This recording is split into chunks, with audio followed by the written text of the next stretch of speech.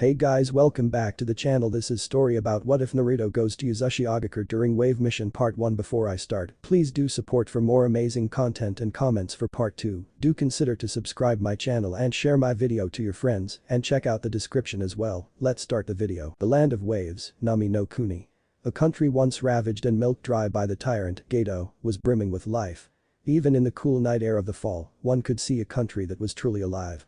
Many of the residents had packed it in and already went to bed, while others are enjoying the evening with whatever company they could find. Ever since Gedo had been removed, the country has been able to bring more clients and tourists from all around the elemental nations to their happy home. The biggest attraction to Wave is the gigantic bridge that connects it to the mainland of Hai no Kuni, Fire Country. This bridge was the hope of the country and the key to their salvation. Izuna was the man who built this bridge. He carried the hopes of all his people as he built this landmark, knowing that Gedo would do whatever it takes to stop him. Izuna at times almost lost hope, along with the people of Wave. However, there was one person who revived their spirits. He gave them hope again. Hope in a brighter tomorrow, and the hope to fight for what you believe in. It was a simple boy, a genin at that helped the people overthrow Gedo and take back their county. It was after this boy that the bridge was named after. So all would know about the hero of Wave, the one who saved them all. The one who gave them the ability to hope again. And currently that same boy was sitting on the roof of Izuna's roof looking up at the night sky. Naruto Uzumaki continued to stare at the night sky with envy. He wished he was star, free and independent, without a care in the world. Just endlessly floating in the never-ending void of space and peace. He sighed tiredly. Something that felt like the 100th time he had done today. Things have not been too kind for the young Uzumaki. Then again, he can't remember a time when things were easy for him. Ever since the boy could utter a word, life had been difficult for him. He was an orphan boy that had no knowledge of who his parents were. Whenever he asked, all he was told was his mother was a whore who wanted nothing to do with him, and his father was a bastard drunk that got himself killed. Sadly, these were the types of things Naruto was used to hearing since he was little child. For as long as he can remember, he was hated by everyone in his village. They would either ignore his existence or glare at him like he was an abomination to the world. On numerous occasions, they would form a mob and chase him around before beating with whatever weapons they could find till he was a bloody mess. The hospital would rarely allow him in and barely do a passable job in treating him. The worst beatings were on his birthday, October 10th. The most dreaded day of his life. The day the Kyuubi attacked the village and was stopped by the Yondaime.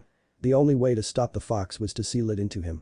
Because of that act, everyone now saw him as the Kyuubi in human skin and would do everything in their power to make his life miserable. That is how his life has been for the last 13 years. Hell, he never found out about the fox until he graduated from the ninja academy at the age of 12. Those genin days after graduation were probably some of the few good days he had in his life. However, his genin team was severely flawed. Sakura, his now ex-crush, would fawn over their other teammate, and their sensei, Kakashi Haddock, would favor said teammate, Sasuke.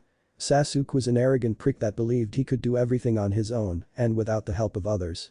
All in the name of getting his petty revenge on his brother, Itachi. That alone was huge understatement for what his team was like. However, despite the horrendous conditions of the team, there was some enjoyment with them and all the adventures they went on. Then everything changed when Sasuke tried to defect to Orochimaru. It was up to Naruto and his 5 teammates to find Sasuke and bring him back to the village. In the end, it was a grueling fight against his renegade teammate. What made it worse was that he had to hold back from killing the bastard for 2 reasons. 1. It would make the mission a complete failure. 2. The civilian council and the village would scream for his immediate execution. Because of all this, he lost to his teammate as he succeeded in crossing over to the borders of the Sound Village. Naruto was rather down after arriving back at the village. He felt like he let everyone down, that he had failed their expectations. On the plus side, no one died on the mission. So there was some good news to this failure of a mission. However, things were gonna get worse for Naruto from here on out. While Naruto was in the hospital recovering from the mission, Sakura came to visit him. However, instead of worrying about his injuries, she berates him for failing the mission and not bringing back her precious Asuke-kun. He could still remember what she called him. Wham, wham, wham, wham, wham. The sound of flesh meeting flesh as Sakura's fists meet with Naruto's face. No matter how hard Naruto pleaded, she continued to attack him. Sakura-chan, please stop. He was cut off as she bashed him on the jaw. Shut up. She screeched as she continued to pummel the shit out of him. You failed. You failed. How the hell could you fail such a simple mission? You couldn't do this one thing right for me. For Sasuke, you did it on purpose, didn't you? You were always jealous of us, and this was your solution in getting in our way of being together. You can't do anything right. I hate you, Naruto. I hate everything about you. I will hate you with every fiber of my being for the rest of my life. Her screaming finally caught the attention of the doctors and nurses in the adjacent room. They all came in along with Kakashi. They were all horrified at the bloody state Naruto was in. Better off the kid. The last thing we need is the Hokage accusing us of being negligent in our duties and having our heads. Roared the head doctor of the group. Kakashi and the other doctors and nurses all jumped and managed to pry Sakura off of Naruto. The doctors went to Naruto to help him calm down from the shock he received from the beating. While this was going on, Sakura was struggling against Kakashi's iron grip. Let me go. That demon has to pay for not bringing back Sasuke-kun. She screeched at him. Kakashi just glared at her before. Slap. Sakura just stood there in shock that her own sensei slapped her. She would have screamed at him for the action, but his cold glare stopped her from doing that. Listen here, Genin. Naruto and the others were given an A-rank mission to retrieve Sasuke Uchiha. The same Uchiha that cared little about your feelings and left of his own free will. The mission was to bring him back with force being permitted if deemed necessary. And considering Orochimaru sent his 4 most powerful subordinates, force was definitely a necessity. Now look how all of them ended up. 4 of the 5 members are severely injured, with Choji and Neji at death's door. The only ones to come out with minor injuries were Shikamaru and Rock Lee. Had the Sand not send their shinobi, we would be burying some of these ninjas. Ninjas that are supposed to be your friends. And what do you do instead of worrying about their health? You are beating Naruto for failing a mission that he probably did his best to not fail on. I was already ashamed of Sasuke, but now I am ashamed of you, Sakura. As far as I am concerned, you and Sasuke are not my students. You are nothing more than the worst piles of trash I've had the displeasure of knowing. Sakura just stood there in shock before glaring hatefully at Kakashi, before walking out of the room. However, she stopped at the entrance of the room before sending one last hateful glare at Naruto. Filthy demon. She says before leaving the room. Normally, this would crush anyone else, but not Naruto. While Naruto was heartbroken by her words, deep down he knew that she would never feel the same way he did for her. He was painfully shown this when he brought Tsunade to heal Sasuke after his encounter with Itachi. Now all he felt was disappointment. Disappointment in Sakura and disappointment in himself. He thought Sakura actually cared about him, but what she did and said proved him so wrong. He had wasted so much time in chasing Sakura because of his idiotic crush, but her actions had killed any feelings he had left for his pink-haired teammate. However, not everything was all bad. Tsunade was glad to have him back alive and said he'll make a full recovery in just a few days. Kakashi had come in and apologized for his negligence as a sensei and swore he would make it up to him. Naruto tried to insist he did not need to do this, but Kakashi thought otherwise. His first act of repentance was to give Naruto a scroll on nature transformation and manipulation, along with his signature Justu, the Chidori. Naruto was surprised, but graciously accepted the gifts. The next big surprise came in the form of Hinata Hyuga. After the incident with Sakura, Tsunade had decided that Naruto needed to be left alone to recuperate. Hinata had sneaked in order to speak with him. At first, Naruto was scared of Hinata. He wondered if she'll reject him as well like Sakura did for Sasuke. However, he was surprised when she wrapped him in a soft hug and began to sob on his shoulder. He could hear her say how thankful she was that he was still alive. She could not bear the idea of losing him. She would rather die than live a life without him. Naruto was shocked. He didn't know he meant that much to Hinata. He finally asked her, why did she hold him to such high regards when he failed the mission? Then Hinata would say words that would forever be engraved to his heart. You mean the world to me, Naruto-kun. I couldn't bear the thought of losing you. A life without you is the same as being dead for me. You are my everything, Naruto-kun. Ever since you saved me from those bullies, I have always looked up to you in admiration. And as the years went by, it became something more for me. I want to tell you that I will always be there you. I will always believe in you because I love you, Naruto-kun. I love you with all my heart and soul. Naruto was speechless at her confession. He never thought Hinata felt that strongly of him. He soon couldn't help it but shed tears. But these were tears of joy of hearing someone say they loved him. Naruto told her that he was really happy to hear that and wanted to give this a chance. Hinata just smiled and said she would help him to learn what it means to love someone. Hinata and Naruto shared their first kiss with Naruto asking afterwards if Hinata would mind being his girlfriend. She replied with a yes and the two continued to make out on his hospital bed. Hinata soon left and told him they will have their first date after he was released. However, things were about to go from bad to worse after he was discharged from the hospital. The minute he was released, the council immediately called him into a meeting and demanded an explanation for why the mission was a failure. Naruto questioned why they don't just ask Shikamaru, but they retorted that they wanted a worded explanation from every member of the recovery team. So, Naruto explained the mission from his point of view up until his fight with Sasuke. With great reluctance, he explained Sasuke using the curse mark and being forced to use the Kyuubi's chakra. After explaining everything, he hoped to get some recognition for his efforts and hopefully some pep talk that he tried his best and maybe next time there be some success. Well, did he get it? Nope. Naruto got screwed over once again. The civilian council began cursing his name and demanding for his execution for failing the mission. Naruto got very pissed off and told them all to shut the hell up. You ungrateful bastards.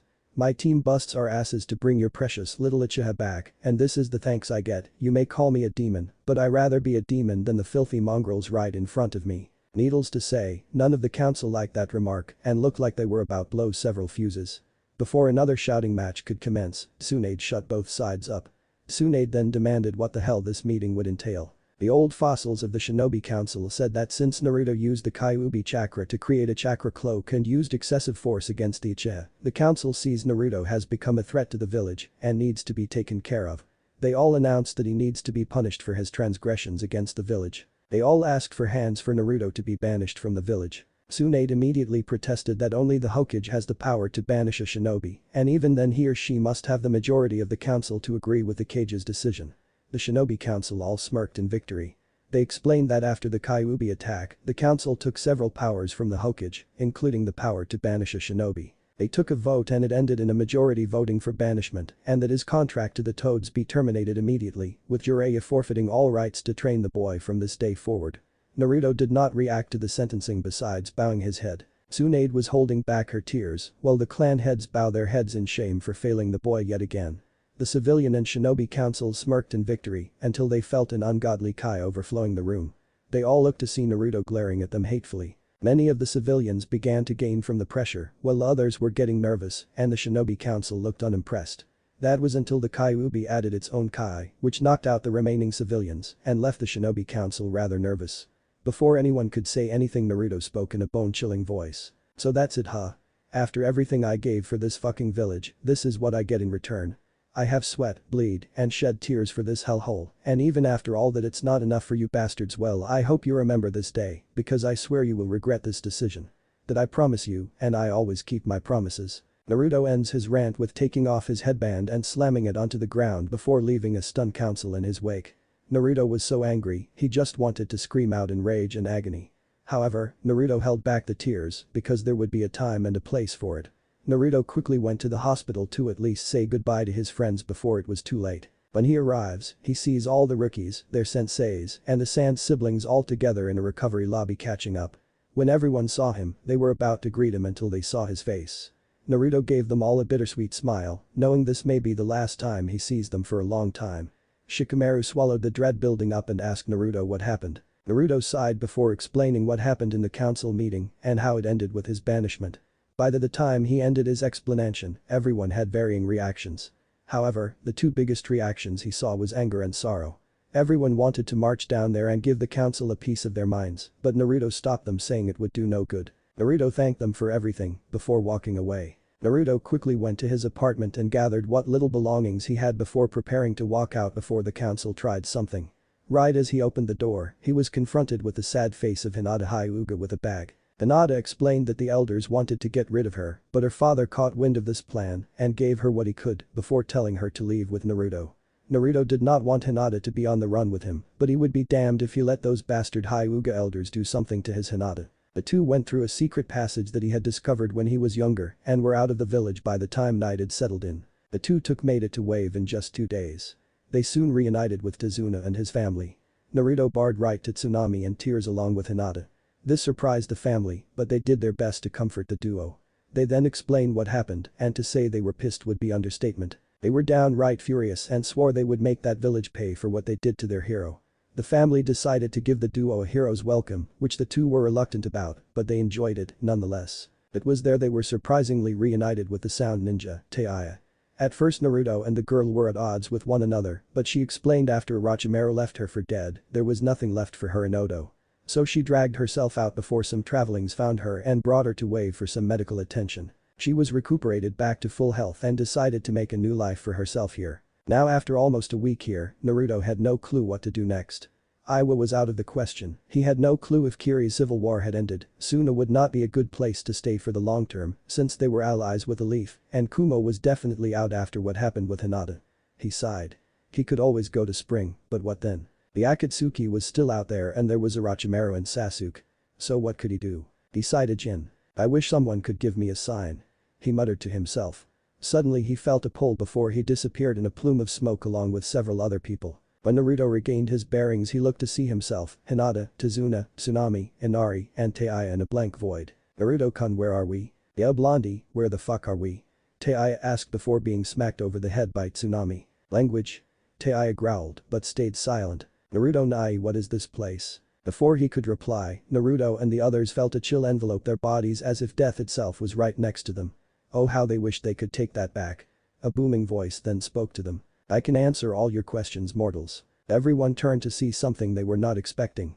An ethereal being with red horns, long, white moopy hair. He had a pale purple tint to his skin with black nails. He wore a white kimono with a knife in his hand. He had giant teeth coming out his mouth. The most striking feature were his eyes that were completely black with a yellow iris. Naruto could not believe his luck. Of all the places to end up in, they ended up in his domain. In front of them was the Shinigami, the god of death. They then heard a giggle around the void. Now Shin-kun, don't square the poor kids. I think they have been through enough for one lifetime. There was a flash of light that blinded everyone. When everyone regained their vision, they saw another figure next to the Shinigami. She was a beautiful woman in her early 20s. She silky black flowing down to her back. She wore a long flowing black kimono with the sleeves detached. On her chest was light red ribbon with a leaf ornament at the center. Her face had a light complexion, but the most stunning thing were her eyes. They were a deep shade of dark blue like the night sky. Everyone wondered who she was before she began speaking. Hello everyone. My name is Izanami, goddess of life and death. I have come here to speak to all of you. More specifically, I came to speak with young Naruto-kun. This made everyone, including the blonde tense, what could two of the Shinto deities want with Naruto? The reason I wish to speak with him is to offer him a proposition as the last heir of the whirlpools and the last descendant of the prince. Naruto and company continued to stare at the two deities in shock, not knowing what to say. After all, it's not every day you get two important figures from the Shinto pantheon visiting you.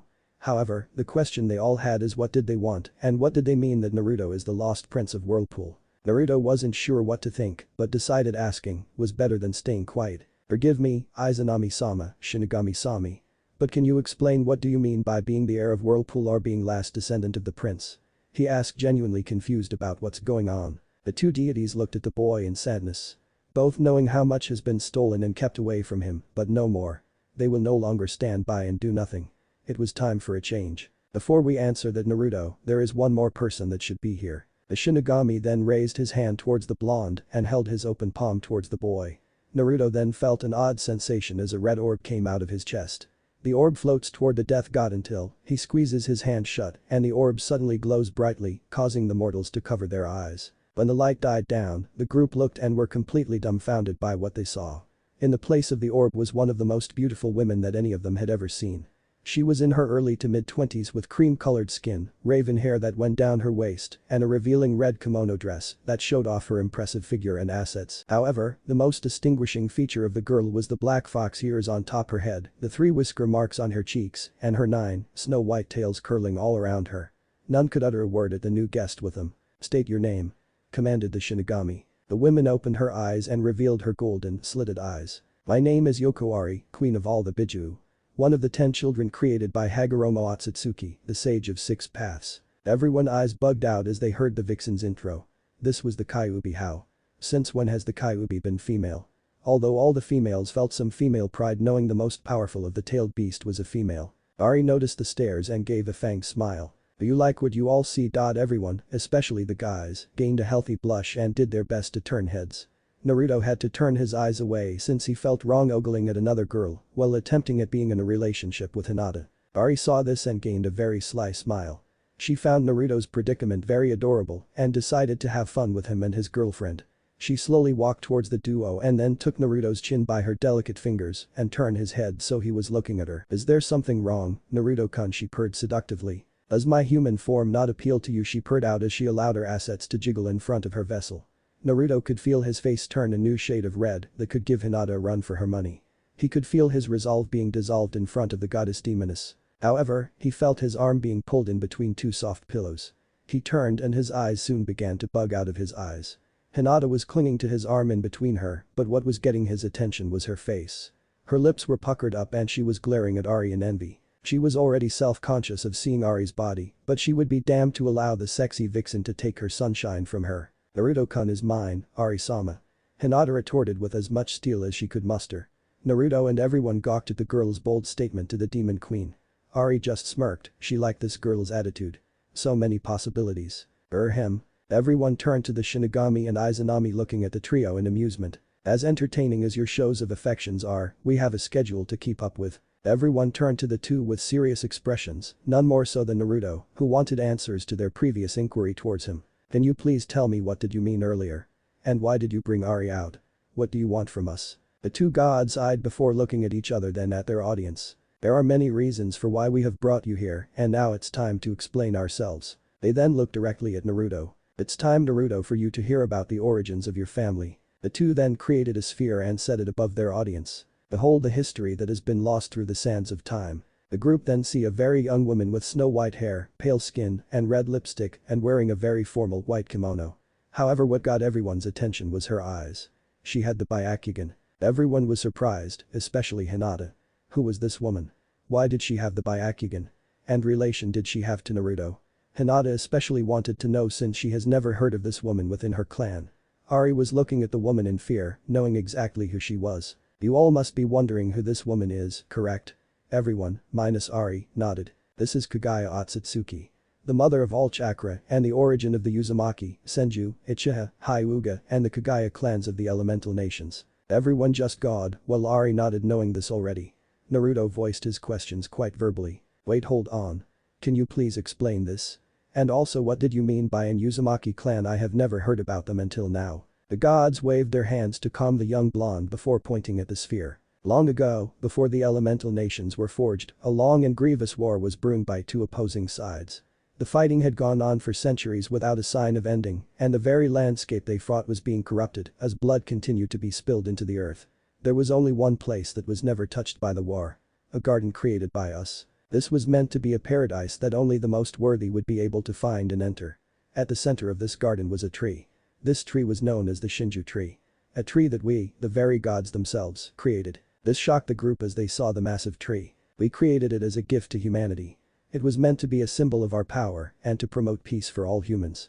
It was meant to inspire humanity to push beyond their normal limitations and to pass this on to the rest of the world. However, there was one special feature that we included with this tree. Every few years, a very special fruit will begin to bear in the lower parts of the tree near the earth. This fruit was infused with our essence, thus eating it could a regular become a demigod. We decreed a law that no human will ever eat the fruit whenever the tree bears it. For some time this worked as no human ever tried to eat the fruit, regardless of how bloody the war went. That was until Kagaya appeared. Everyone tensed knowing something was gonna go bad. Then a young demon named Kagaya came and wanted to end this conflict and unify the lands under rule. She defiled our law and ate the Shinju fruit. When she did, her already demonic abilities were amplified with the divine properties of the fruit transformed her into something that was both demon and divine, yet neither at the same time. Kagaya gained the Ren Sharingan from this and became the first person to wield chakra. Everyone became slightly fearful as they saw a third eye emerge from Kagaya's forehead. They became even more terrified when Kagaya destroyed several armies off the face of the earth with just a wave of her hand. With her new powers, Kagaya ended the war and for a time she brought peace to the warring nations and the world at large. She was seen as the benevolent rabbit goddess. Everyone, while glad at this turn of the story, knew this time of peace would not last for long. However, for reasons that we are not aware of, she changed. She began to become a corrupted ruler. She let the power get to her head. She believed she should be the sole person with chakra and began imprisoning humanity to steal their life energy. She would have succeeded had her sons, Hagoromo and Homura Otsutsuki, not chosen to defy her rule. Everyone's jaws dropped at the titanic battle that took place between the chakra mother and her sons. The two managed to fight her off until seeing her sons betray finally made her snap. She fell into a maddening rage of insanity. She absorbed the entirety of the Shinju tree into her own being. She went into a terrifying transformation into a monstrous form that suited her persona as the devil rabbit goddess. Her new form took a nightmare human form with a flower bud on her back and 10 tails swing behind her. From then on she became the Juubi, the 10-tailed beast. Everyone stared in fear at the monstrosity. Hinata cuddled to Naruto in fear. Ari stared at the monster Kagaya turned into, having a wave of fear and nostalgia hit her. Her time before becoming a Bijuu was limited, but there were bits and pieces she still remembered. One was remembering the power that Kagaya oozed out could be felt even in hell. The two brothers fought their mother off for days. The very land they fought her in was split into numerous pieces. The sky cracked and the ocean stormed in wake of their battles. Eventually the brothers succeeding in sealing her in a large planetoid while draining her out, leaving her powerless. The planetoid went up to orbit and became part of the moon. The two absorbed the power into themselves, although Hagoromo took the majority of the Jubi's power into himself. By this point, everyone's jaw couldn't go any further down and just decided to listen in on where this history lesson was going. As time went on they began to teach the world of Ninshu to become a part with the natural energy of the world and use the energy they have within themselves to better understand the world around them along with each other and most importantly, themselves. Eventually Hamura left to the moon to watch over his mother with a select group of followers. However, he did leave a family of supporters to continue his beliefs. These people would later be known as the Hyuga clan. Hinata's eyes widen, her clan never told her about this. Hell, her clan never even spoke of Kaguya. She wouldn't be surprised if the so-called elders decided any history that they didn't like be erased so they could keep dominance within the clan. As time goes on, Hagoromo had two sons, Indra and Ashura. Indra gained Hagoromo's eyes and incredible intellect. He believed that through power, peace can be achieved. His brother obtained his father's body. This gave him incredible stamina and longevity that could not be matched by anyone. He believed it was through love and understanding that people can come together. When the time came to choose a successor, he believed Ashura should be the heir. However, Indra did not accept this. He felt Ashura stole what was rightfully his birthright. This led to a battle between the two that would continue on with their descendants. Before he died, Hagoromo, getting an idea from Ashura, took the Jubi's power within him and split the power into 10 separate powers. However, he needed sentient beings to truly take the power. So, he summoned 10 demons from hell to do this. One of these 9 was Ari. Thus the Biju came to being. From 0 tails to 9 tails. His last act was to ask the Biju to watch over humanity and wait for the person that would once again bring them together. Wait, what? There were 10 Biju, they never even heard about a 0 tails even existing. Talk about shock to the system. However, humanity feared the Biju and treated them as if they were abominations. The constant hatred and rejections corrupted them and they became the so-called nightmarish monsters that you know today. However, while this was going on, the families of Indra and Ashura continued to fight against one another.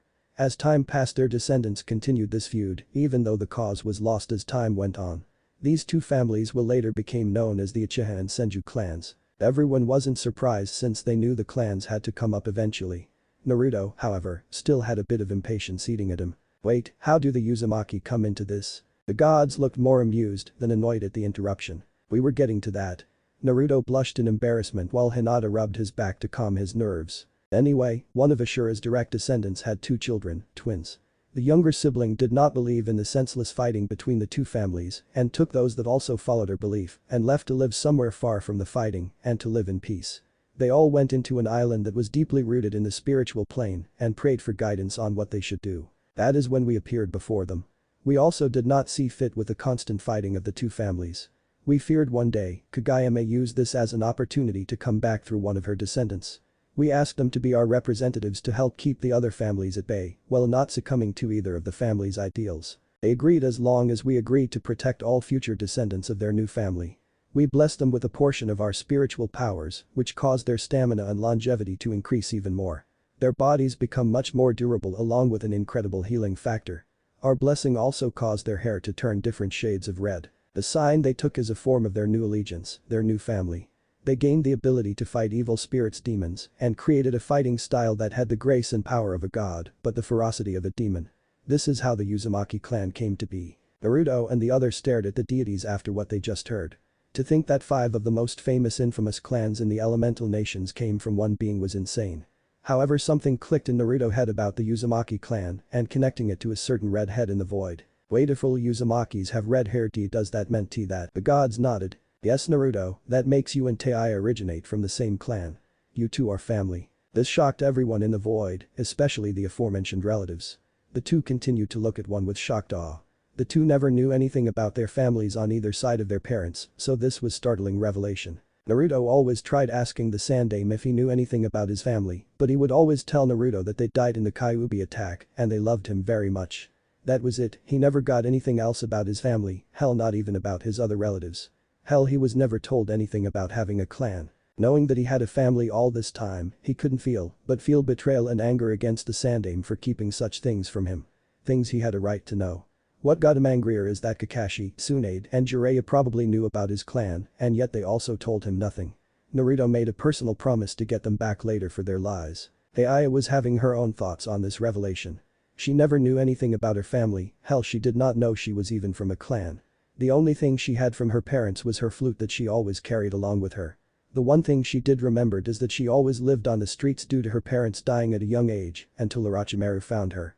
After that, it was training and experimenting on her body and the other test subjects until she reached her current situation in Wave. Now then, much time passed until we get to the founding of your village and the first Hokage being chosen, Hashirama Senju. However, the Uchiha leader at the time, Madara Uchiha, was not keen at the way things were going for the village, especially for the Uchiha clan. Eventually he would leave the village when the Nidaime Hokage was nominated. This would lead to the legendary battle between the two strongest shinobi of their times. The clash created what is now known as the Valley of the End. This leads to the current descendants of Indra and Ashura. That person is you, Naruto. Everyone could not believe what they were hearing. Naruto was from a long line of family rooted in spiritual world. Not to mention he's basically the descendant of the first person to hold title of God of Shinobi. Well, they understood Ashura. How was Naruto related to Indra? Wait, I understand everything you just said, but how am I related to Indra? Shouldn't I only be related to Ashura because of my connection to the Senju and Uzumaki clans? Naruto asked, generally confused. The Shinigami answered. The answer is simple. You are part of the Uchiha clan on your father's side of your family. Naruto's eyes widen. My father. With uncertainty. Hinata looked at her boyfriend, sadly. She knew how much it meant to him to know any little detail that involved his parents. Any orphan would be like that. But Naruto was much more serious since he was constantly hated and told vulgar lies about his parents. Everyone called his mother a strung-up whore that wanted nothing to do with him, and his father was a deadbeat bastard that cared little of him or his mother and probably died in a ditch like the pathetic loser he was. Now he finally might get answer on who his parents were. The two gods nodded sadly. Naruto, the revelation of your parents begins with the most important day of your life. The date of your birth. The orb then glowed before everyone saw a woman appearing in the screen. She had long crimson hair with violet eyes. Her face was contorted in pain. Everyone's eyes widen as they realize who this was. Naruto's mother, Kushina Uzumaki, giving birth to him. The orb then turned its attention to another. This was a man with spiky blonde hair and blue hairs. He was telling the woman to keep going and that he'll hold the seal. Everyone's eye nearly popped out as they realized that Naruto's father was Minato Namikaze, the Yondaime, and he was keeping the seal of the Kyuubi in check. Suddenly after Naruto was born, a masked man took him and held him for ransom, and Minato managing to rescue him from dying. The scene cut to Ari being ripped out of Kushina by the man's Sharingan and then forced her to attack her previous vessel. Her husband saving her and then engaging the masked man and the Kyuubi in combat. Minato managed to free Ari from her mind control, but she was still in a psychotic rage and continued to destroy the village. Minato summons Gamabunta to hold the Ari down and teleporting them to his last location. Kushina holding Ari with her chains. Minato deciding to seal her in Naruto and incorporating their chakra in the seal so they can see him again when he is older. Minato summons the Shinigami and seals half the Kyuubi in himself and then prepares to seal the second half. Kushina starts to lose control and her chains soon began to loosen. Ari tries to kill Naruto, but Kushina and Minato jump in the way stopping her claw. The two then say their last heart-filled words and say that no matter what happens and whatever he becomes, they will always love him.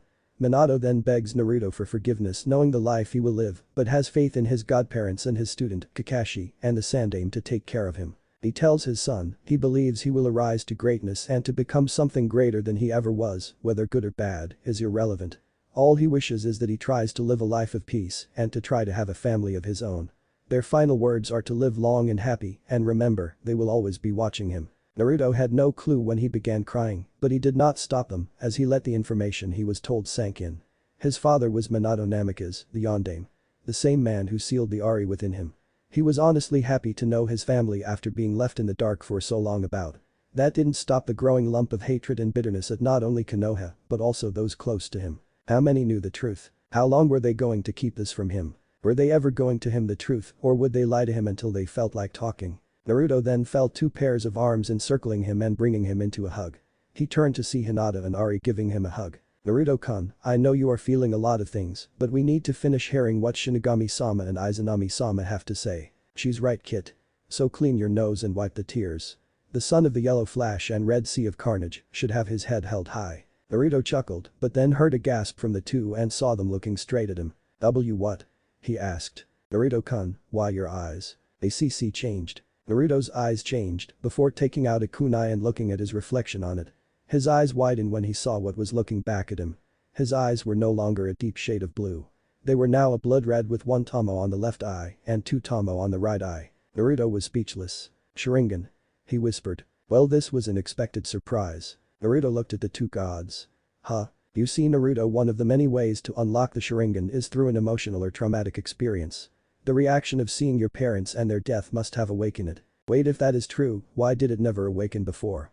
I have been through enough shitty situations up until now. Why is it only waking up now?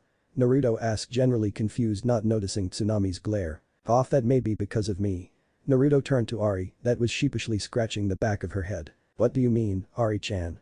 Naruto asked curiously. Well, because of me being sealed within you, it's possible that my presence within you suppressed your bloodline from activating. Wait, if that is true, what about my Uzumaki bloodline?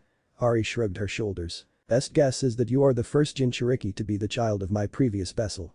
So as you developed in your mother's womb, my chakra entered your body, helping in your development, which gave you a much higher chakra capacity, even for Uzumaki standards. So your body was more accustomed to my chakra than any other Jinchuriki. Not to mention, how are you gonna activate a bloodline if you don't know you about it? Hell, I didn't even know your father was part of Uchiha until now. Naruto thought about this explanation before nodding. Well, I can't exactly blame, considering all the shit you have been through and you honestly didn't know. So I guess I can let this go for now. Ari smiled in gratitude until Tsunami smacked Naruto upside the head with a frying pan. Ow. What the hell, Tsunami? Only to be smacked again by a growling Tsunami. Language, Naruto. I will not have you corrupt Inari with that foul mouth from either you or Teiya. Am I clear? She hollered, with Naruto frantically nodding while everyone else sweat dropped. Where did she get the frying pan from? Was the only thought the other occupants had. The Shinigami coughed to get the attention back to the matter at hand. Naruto, now the reason we have called you here is to give a warning. A darkness is approaching, one that threatens not only the elemental nations, but the rest of the world. You are the only one that can stop this. Naruto looked at the two gods as if they had gone insane. What could an exiled genin do against a threat that will destroy the elemental nations? No amount of shadow clones and Rasengan spamming will stop them. But I am just a kid with barely any training, what can I achieve on my own? My dear boy, you underestimate the ripples a single person can make to the rest of the world. You have already done many amazing feats for such a young child, would this be any different for you? You are meant for great things, Naruto Uzumaki Namikaze, and we never said you will be alone. Naruto thought about all the things he has done so far in his career. He inspired a wave to stand up for themselves and to fight for their freedom. He helped Shibuki become the leader of the Waterfall Village. He helped Gaara find a new purpose in life. He got Tsunade out of her depression to become the 5th Hokage. He helped save another country with a mission in Snow Spring and got Koyuki out of her funk to become the ruler of her people, while also dethroning her evil uncle. Finally, he helped save the land of Tea from being controlled by a shady and corrupted family. However, he got confused by her last statement. You forget all the allies you've made all around the elemental nations, and you have forgotten about your missing Uzumaki brethren. Everyone's eyes widened what Naruto screamed. Indeed, Naruto, your clan still exists, but they have been scattered throughout the elemental nations and have gone into hiding to avoid detection.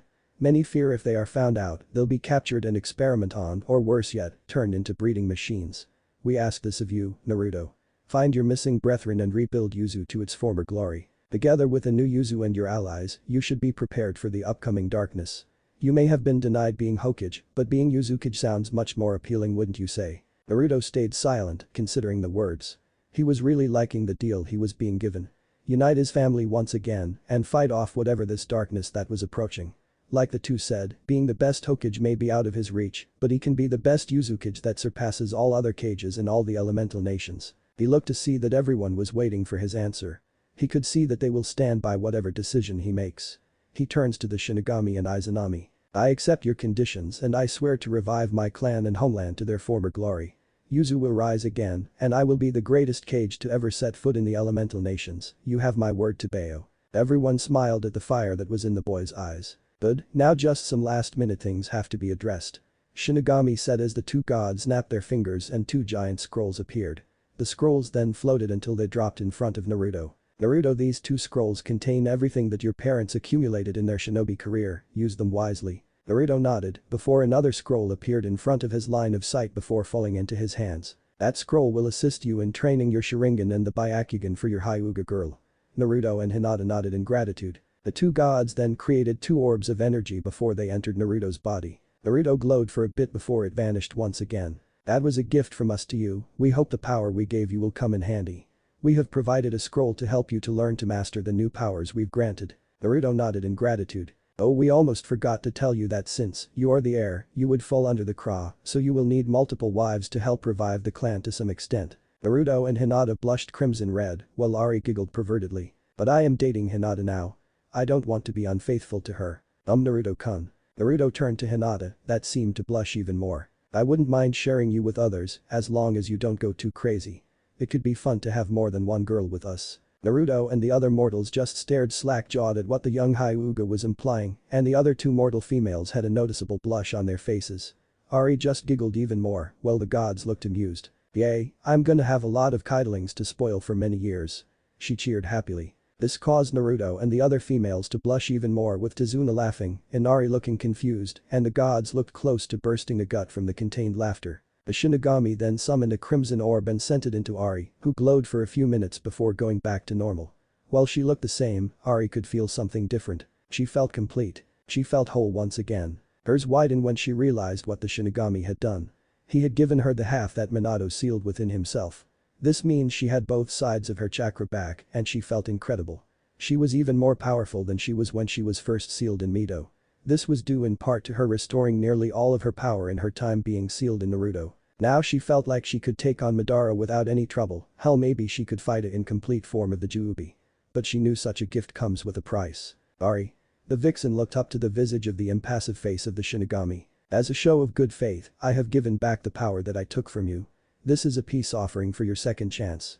I am also changing the seal, allowing you to come out when you like and to change the mindscape to whatever you like. Naruto will also get the key to the seal, and it will be up to him when the seal will be unlocked. Ari bowed in gratitude toward the death, since he had no direct obligation to do this for her. However, Ari looked up to the cold visage of the death god. Remember, we are giving you this chance to live in peace. If you try to take advantage of Naruto or his loved ones, know that no power you obtained will protect you from my wrath.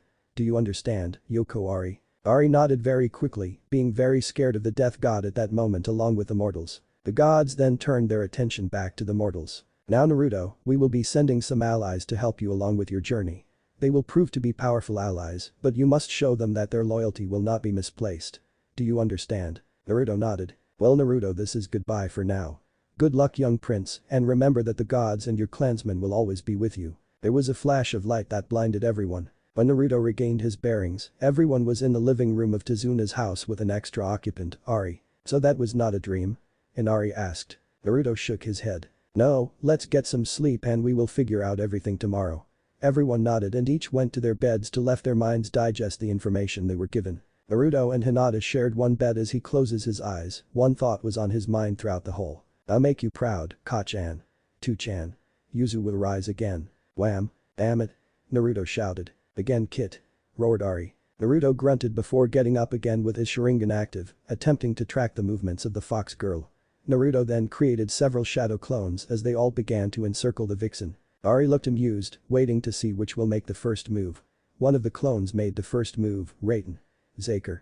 Screamed the clone as he fired arc of lightning from his mouth toward the vixen, who lazily slapped it away as it exploded off to the side and creating a cloud of smoke that covered the area. Ari was undeterred and continued to wait for her kit's next move. She did not need to wait long as a volley of over 40 shuriken and kunai came flying her. She quickly took notice of the tags on the flying projectiles before cocking her arm and swinging forward while shouting, Kyuubi Twister. A powerful whirlwind formed, catching all the kunai and shuriken before they all exploded in a flash of light. Ari quickly covered her eyes so she would not be blinded by the flash of light. She hears a twitch from behind her and uses her tails to attack the assailant. She turned to see 3 of her tails had impaled 4 of the clones Naruto made. 2 more came in from the sides to attack her. The 2 began to engage the vixen in a series of taijutsu, but it was still child's play for the fox to parry, block, and counter each one of the clones' attacks. Ari finally grabbed the 2 by the neck and snapping them and causing them to pop. Well Kid, what's next? 3 of the clones raised their arms and created a Rasengan in each of their hands. The 3 charged at the vixen, who was prepared to counter this rush assault, but got surprised when the clone slammed the Rasengans to the ground, causing a crater to form. The shockwave caused Ari to falter for a few seconds, but it was enough for the original to come and throw a right hook at Ari. The Raven Vixen barely managed to move as the attack grazed her cheek. She retaliated by throwing a right hook at the blonde. Naruto could see the fist as it slowly inched closer and closer to his face. His eyes followed the movement as it continued towards him. Naruto could feel the strain in his eyes, but pushed past it and forced his body to react to the image that was being poured into his brain. As the fist made its final arc, Naruto managed to tilt his head as the fist passed by his cheek. Naruto felt excitement flow his body. He did it. He finally got his body to react to his Sharingan visual prowess. He now understood how much trouble Sasuke had when he fought Rock Lee. However, his glee of victory disappeared in an instant as he felt his gut exploded in pain from a fist being slammed into him. The next thing he felt was being sent flying back and slamming into a tree. Hard. Ah! He cried as he coughed up blood. Naruto-kun. Hinata screamed in worry. Ari sighed before relaxing from her battle stance. Hinata, go check on him, we are done for now. Hinata did not need to be told twice as she rushed to her boyfriend's side, who was struggling to get back on his feet and failing miserably. Hinata reached him and quickly slung an arm over him to help him stand up on his feet. Ari continued to look at her stubborn kid. Even when his body was screaming at him to stay down, he just kept trying to stand up. Ari sighed before she looked up to the sky to see that the sky was a deep orange. Time really flies when you are having fun toward her training. She meant training. Yes, that was what she meant. She liked training her 3 kids. Naruto. She called out to the blonde, who looked up to her expectantly. It's getting late. Time to head back to Tazuna's place. Ari said. Naruto looked like he wanted to retort, but the look that Ari and Hinata gave him caused him to close his mouth. His body had reached its limit for the day and it was time to rest. The 3 then made their way back to their unofficial home. Tazuna's house. Dinner at Tazuna's residence was lively as ever. Hinata helped Tsunami make dinner with Ari and Taiya, helping pass the food along. It's been almost 2 weeks since the conversation with the 2 deities and some things have changed. Ari had taken upon herself to train Naruto as a ninja. When testing Naruto's affinity, she was surprised to see that Naruto had 3 elemental affinities, which is a rarity for anyone to have when they begin elemental manipulation training. But this was Naruto, so she shouldn't expect any less. Plus this might have been an effect from the Shinigami's gift. In terms of training, Ari mainly focused on his chakra control, taijutsu, ninjutsu, and fuinjutsu. She also assisted Naruto with his Sharingan with Hinata, assisting since she experienced in using a taijutsu, along with the scroll given to help both of them. Azuna wanted to contact all of the allies that Naruto made around the elemental nations and tell them what happened to Naruto, which would lead them to break their ties with Konoha, but Naruto asked him to hold off on that.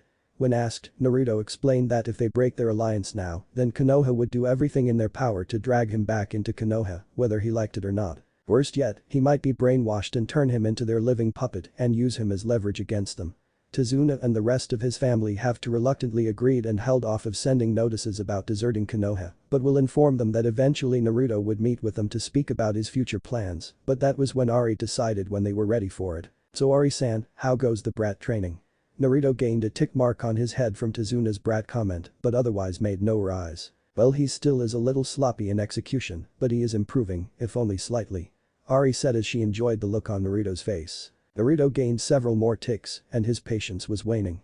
Before he could retort, Ari began to speak again with an amused tone in her voice. He finally has control over the Shadow Shuriken, Shadow Kunai, and Shadow Clone Explosion Jutsus, and he can finally perform the Rasengan with one arm. So that's an achievement. She said. Azuna patted Naruto on the back, which nearly made the blonde choke on his food, with Hinata and Taiya doing their best to help him swallow. Tazuna just continued to laugh until Tsunami smacked him across the head with a frying pan. And Ari just smiled to all this in amusement. Ari-san? Tsunami asked after punishing her father. Ari hummed as she looked at the widowed housewife. How have the girls been in their training? Plus what will Naruto-kun be doing next? Tsunami curiously asked. Ari scratched her chin and thought. The girls have been progressively well for almost 2 weeks. Hinata is improving her reserves and can now perform the Kaiten with little trouble. Although the 64 palms is still a bit much for her, but I can guarantee by the end of this month she'll have it done. I managed to teach her the Shadow Clone and Water Clone Jutsu, but she can only one for each and not at the same time. Aya has also been growing smoothly. I have increased her arsenal of Jinjutsu that she can perform them with and without her flute. I even got her to learn the same jutsus that Naruto has learned. Lastly, she's been learning about seals along with the kid. Naruto is around low to mid Chunin. Taiya is around mid to high Jonin due to her being exposed to barriers and seals from Orochimaru. The one good thing that Pedo Snake did for her. Ari explained. What about those chains that Kushina-san used, Ari-nichan? Inari asked. That got everyone's attention. They all wondered Ari had not helped Naruto and possibly Taiya to see if they are capable of using the chakra chains. From the memories they saw from Kushina, the chains would be a valuable asset if they are capable of holding the strongest Biju. Not to mention they have Kushina's scrolls on the chains. So what was the problem? The answer is quite simple. I am not sure if either of the kids have the ability to make those chains. While Naruto has a higher chance of having them due to his mother, his chakra control is still lacking. I need to improve his chakra control before attempting to see if he has the chains. Ari said as she looked at Naruto, who was looking back intently. You learning to perform the Rasengan with one hand was your first step in improving your control. I plan to take your control even further. When you reach at least low Jonin level control, that's when we'll start working on the chains. Both of you I mean. Naruto and Taiya nodded, accepting the logic. Both knew they can't rush into this, or they may cause permanent damage to their bodies. Healing factor or not, Naruto knew even he had limits to what he can recover from. Thankfully, thanks to the influence of Ari and Hinata, Naruto's patience has improved and he has been learning to keep his temper in check. This is especially was important to have when he got frustrating in trying to understanding his parents' notes on the sealing arts. No one ever said that learning seals would be easy. What about the powers the Shinigami gave me? Naruto asked. Ari sighed. Everyone was listening intently. Ari had mentioned before that she would enter the seal on occasion and try to figure out what the orbs the Shinigami gave Naruto. Ari nodded. Yes, I believe the Shinigami granted you something similar to a bloodline with one of the orbs. A very powerful one at that. But the other one is still a mystery. Do you know what the bloodline entails? Naruto asked. He was curious about the second orb but knew its abilities will eventually be revealed when necessary. Ari nodded. From the scroll, the Shinigami calls it the Sky Release bloodline. It complements your affinities for wind, lightning, and water. You'll be able to freely to manipulate, control, and absorb the elements without the need of hand signs. You can also combine the elements with one another. You can combine wind and water to form ice release, water and lightning to form storm release, and wind and lightning to form the swift release, and finally you'll be able to combine all three affinities, create and command all types of weather patterns at will. Honestly, it's an appropriate bloodline for someone of the Uzumaki clan. Ari explained. Everyone's jaw just dropped at what they just heard. That had to be one of the most broken bloodline abilities they have ever heard. Naruto would be the equivalent of a god on earth. Naruto had stars in his eyes. This sounded like the bloodline expansion that he caught a glimpse of his in parents' notes. This will be perfect for him to help rebuild Yuzu and to fight off the Akatsuki, Orochimaru, the impending darkness that is approaching, or anything else that'll threaten his loved ones. Naruto got out of his daydream when Ari addressed him. Omen, Ari-chan. Can you repeat that? Naruto said sheepishly. Ari just shook her head in amusement. Naruto, this power along with the other one will affects to your body. This got everyone slightly concerned. What do you mean? Will my body not be able to handle it? Naruto asked. Ari shook her head. It's more likely that your body will adapt and absorb the power the more you use it. The thing is that this may change your biology into something else. What exactly you'll become at the end, I am not sure. However, I can guarantee one thing, you won't be human anymore. She said. Naruto lowered his head in contemplation while everyone else remained silent. No longer human. For years he had tried to prove others he was not a demon, that he was human just like everyone else. But as he traveled to other countries and saved them in some way, the people always treated him like a hero. Nami proved this when no one abandoned him when they found out he was the Kyuubi Jinchuriki. In fact, they looked up to him even more. Now he finds out that to bring back Uzushiogakure and his clan, he may have to give up his humanity. No, that's not exactly right. Naruto shook his head. Naruto, I know this difficult, Ari began. No. Naruto cut her off. Ari just looked confused. What? She asked. You're wrong. He said. Ari now tilted her head. What do you mean? She asked as Naruto sighed. You say that if I accept these powers that I will become something else. Something that's not human. But answer me, Ari, what do you define as being human? That everyone gained a thoughtful expression. Is it having a mortal body that eventually dies? Is it a being that can wield chakra? A flawed species that is prejudiced to their own kind for the most pathetic of reasons? Ari and everyone else flinched at the last one. Being human can mean a lot of things, and each person has their own reason for following their meaning of that. Zabuza always believed himself to be a demon. A monster with no feelings of love or compassion, and yet he shed tears for the loss of Haku. A demon capable of shedding tears. You are proof as well. You feel guilt and shame for what happened to my parents. That mean that what matters is the heart and soul of a being that defines if a person is still human. No matter what happens, I will remain unchanged. Even if I become a demon or something else, I'll never let go of my principles. Everyone looked at Pride and none more so than Ari. Maybe he'll be the one. Alright, you've won me over.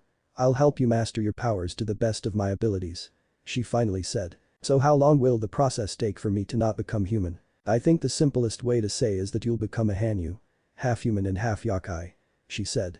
This piqued everyone's interest as they have heard of many legends and folktales on yokai. What type of Hanyu? And how long? Naruto asked, generally curious on what type of Hanyu he'll become. I would say fox since I was the demon influencing your growth, but who knows? The power might change you into something else based on the Shinigami's preference. Although you'll show signs soon enough. As for how long, I will say around 2 to 3 years. Depending on how reckless you are with the powers. Naruto just pouted with all the girls giggling at Naruto's antics. After dinner, Naruto asked Ari and Tazuna to stay behind to talk about something. I want to head to Yuzu tomorrow. Ari looked curious at her vessel. Why? She asked. I want to see my homeland and we might find some valuable stuff there if we go digging around. He explained. Ari nodded, he was right. There would be plenty of valuable treasures left behind by the Uzumaki clan. Treasures that can help Naruto in rebuilding the village and bring in allies to the village. Alright, I agree with the idea. Plus it'd give us an idea of how long construction will take. Tazuna said. The three went to bed, with Ari going to the guest bedroom and not back into the seal, but for Naruto it was just the beginning. Naruto opens his eyes to find himself in an endless black void. What the hell? Where the hell am I? Hinata? Ari? Anyone? A dark chuckle filled the void. Haha. It's good to see you again, Hikari. It's been far too long. The dark voice said. Who are you? Show yourself to me. Naruto shouted to the void. The dark voice simply chuckled even more in amusement. So demanding, Hikari. But if you insist, the dark voice said. Naruto then felt himself be hoisted up into air by the collar. Naruto's eyes widened as he was face to face with an exact duplicate of himself. The difference being the twin had black spiky hair with red eyes and black sclera. Who are you? His evil twin began to chuckle. You can call me Yami. I am your inner darkness. Yami began to tighten his hold on Naruto's collar, making lose even more of his limited air supply. What do you want? Naruto choked out. Yami's eyes gained a dangerous glint. You have locked me away for so long. I don't appreciate that. I don't know what you're talking. Naruto rasped out. Yami simply chuckled again. All will be revealed in time. But I'll let you go with this warning. Unless you confront your past, then you will never master that power. Naruto's eyes widened. Was he talking about the yokai power? Yami just smiled. Until next time, Hikari. Yami proceeds to snap Naruto's neck. Naruto woke up with a start. He looked out to see that it was still late at night. He turns to see Hinata in her sleeping gown. He sighed. His inner darkness, confront his past. Why can nothing be simple? His musings were cut when he heard some moaning from Hinata. Naruto, come more. She moaned out. Naruto blushed, wondering what erotic dream Hinata was having. He gave her peck on lips before going back to sleep. The next morning Naruto had explained the dream to Ari. The Raven Vixen told him to ignore that until after their return from Yuzu. The group got a ship from Tazuna's friends and made their journey to Yuzu. The trip to Yuzu was rather long due to not knowing exactly how to get there even with a map and Ari's memory of how to get there. Hinata would blush as she looked at Naruto, her erotic dream from last night left her rather heated up. Naruto saw this and would continually tease the girl, getting her a lot more aroused than before and unaware he was drawing the attention of two of the other females on the boat. Naruto and company decided to take this time to work on some chakra control exercises. This went on for several hours until they finally reached the outskirts of Uzushiogakure but were unable to continue to the island of Yuzu. The reason? There were several whirlpools all around the island, completely separating the island from the rest of the world. Everyone was shocked. How the hell were they supposed to get through that? Oh come on. Can anything be simple for once for us? Well, this is just fan-fucking-tastic. What do we do now? Well, this plan went to the sit rather quickly. Bang. Two people were holding their heads from the pain of being hit once again with a frying pan, courteously of Tsunami. Ari just laughed and explained that Naruto needed to perform a set of hand signs that open up a path for them to go through. Ari then put one of her tails on Naruto's forehead as she passed the memories of what hand signs he needed to perform. Naruto then walked forward before jumping into the water but not falling into it by using the water walking technique. He walked up close to the waterfalls but stopped just far enough that he would not be swept in but the strong tides. He then begins a complex series of hand signs before slamming his hands on the water's surface. Uzumaki's secret art. Pathway of the Seas Jutsu. At first nothing happened. Everyone, except Ari, wondered if Naruto did something wrong. That was until the water began to quake and the surrounding area began to churn. Then to the amazement of everyone's eyes, the whirlpools began to disappear until they vanished as if they were never there. Everyone just gobsmacked at the scene before Ari told them they shouldn't wait too long and should quickly sail into Yuzu. It only took 15 minutes to get to the shores of Uzushiogakure. When they landed, they could see that the sand and vegetation was still growing and flourishing, as if time stopped and nothing had touched the land. Well, except for the several skeletons and remains that can be seen scattered across the sand. The group then began walking until they reached the withered gates that led to the entrance of the village. Everyone had trepidation about entering, especially Naruto and Taiya, but they did not know what to expect. As the group entered the gates, the sight they saw was rather disheartening. The village was in complete ruins. Buildings had crumpled long ago with vegetation taking over. Many sections of the village had sunk into the sea due to time. However, the surprise was that there were no bodies anywhere. Which made no sense. There should be several remains of the countless lives lost when Yuzu was ransacked. The several craters and remains of scorch marks proved there was a battle here. So where the hell were the bodies? Ari then explained that many of the Uzumaki clan probably activated a special seal that destroyed their bodies so one could have their secrets while also taking their enemies with them. Ari then instructed Naruto to make as many clones as possible along with Taiya and to spread throughout the village and collect every valuable item that they could find. The group began looking around, marveling that many of the buildings that still remained slightly intact. They soon reached a large building that was similar to the Hokage Tower. Once they reached inside to find the place barely standing with holes all over the building and most of the roof had collapsed long ago. The group looks around trying to find anything that was worthwhile. Naruto separated from the group as he was drawn to a flight of stairs that was barely being kept together. He quickly went up the stairs before walking down a hallway until he reaches a room. Naruto enters a room that's very similar to the Hokage office. He looked around to see that the room was relatively still intact, minus the shattered glass and several parts of the room falling apart. He walked over to the table in the middle. The chair was in pieces and most of the drawers were gone. Naruto then notices something on the ground. He picks it up and finds out that it's a photo. He turns it and gasps at what he sees. A man in 60s with short white spiky hair and beard, wearing the traditional cage robes and hat. Next to him was beautiful red-haired woman with teal-colored eyes. The thing that drew his attention was the small 6 or 7-year-old girl in the picture. He recognized the girl because how she looked as a grown-up and she had not changed much in those years. It was Kushina Uzumaki, his mother. Does that mean the two in the picture are his grandparents? He ponders if this is the last picture of all three of them together. He looks back at the ground to see a seal array on the ground. Curious, but cautious, he creates a shadow clone to release the seal in case of a trap. Thankfully no trap was sprung, but a letter did pop out. Curious, Naruto began to read the letter. Later on, everyone begins to worry about what happened to Naruto. After locating his position and carefully going up the stairway, they find Naruto trembling while he silently sobbed. Everyone grows concerned and are about to ask what's wrong when they see him clutching a letter in his hand. Ari slowly takes the letter, she turns to see Naruto clutching a photo, but focuses on the letter in her hand. She looks up to everyone and they all nod, and Ari soon begins to read it. If you are reading this, then it means Yuzu has more than likely fallen to our enemies. We have all fought valiantly, but it seems our time has come. This war has cost the lives of many in the battlefield and in my home. So many of my brothers and sister I've had to bury, including my own wife. The only source of comfort I have is that my beloved daughter escaped the chaos. I pray that Mito will guide her with the time she has left and the burden she'll soon carry. Kushina, my daughter, you were always my pride and joy. Yuzu may fall today, but Yuzu is not a place, but its people. Our brethren will scatter, but I know you will bring them back together. You are the future and our salvation, along with any children you may have. Good luck, my daughter, and never let the Uzumaki die with you. Love always, your father, Garp Uzumaki. Everyone had tears in their eyes as all the girls all tried to console Naruto until they felt something was off. Power was emanating from Naruto as he was soon enveloped in a black aura as blue lightning began dancing around him. Naruto had never felt so angry before. His family, his clan, his people. Everything that was rightly his was stolen from him. Naruto gave off a roar of rage and anguish. Lightning exploded off his body as he released a beam of energy into the sky. When everyone regained their bearings, they looked towards Naruto and were shocked at what they were seeing. Naruto was hunched over, but the changes to his physical appearance were very apparent. His nails had become sharp like claws, his hair had become wild and untamed with silver highlights, his birthmarks had become much dark in appearance, several parts of his body was covered in black markings, his eyes were slitted and glowed a menacing blue as lightning flew out of his eyes, and his teeth become sharp as his fangs protruded from his lips. However, the most shocking physical change were the dark wings that protruded from Naruto's back. They were multi-layered and similar in structure to a bird's, but the wings seemed more scaly and had silver markings all over them. The other thing everyone noticed was the dark silhouette that formed above Naruto.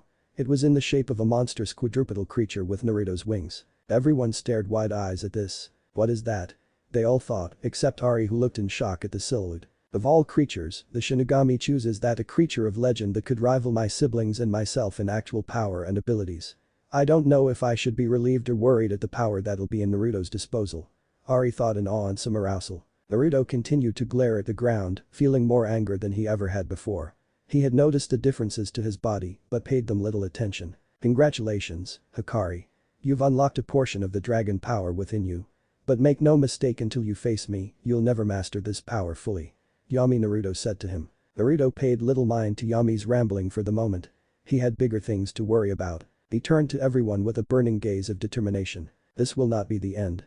This is far from the end. I will not their sacrifice be vain. My brethren, my clan, my people, my grandfather will not have died in vain. Yuzu will rise to glory once again. It took some time for Naruto to calm down and be able to retract the extra appendages and transformation.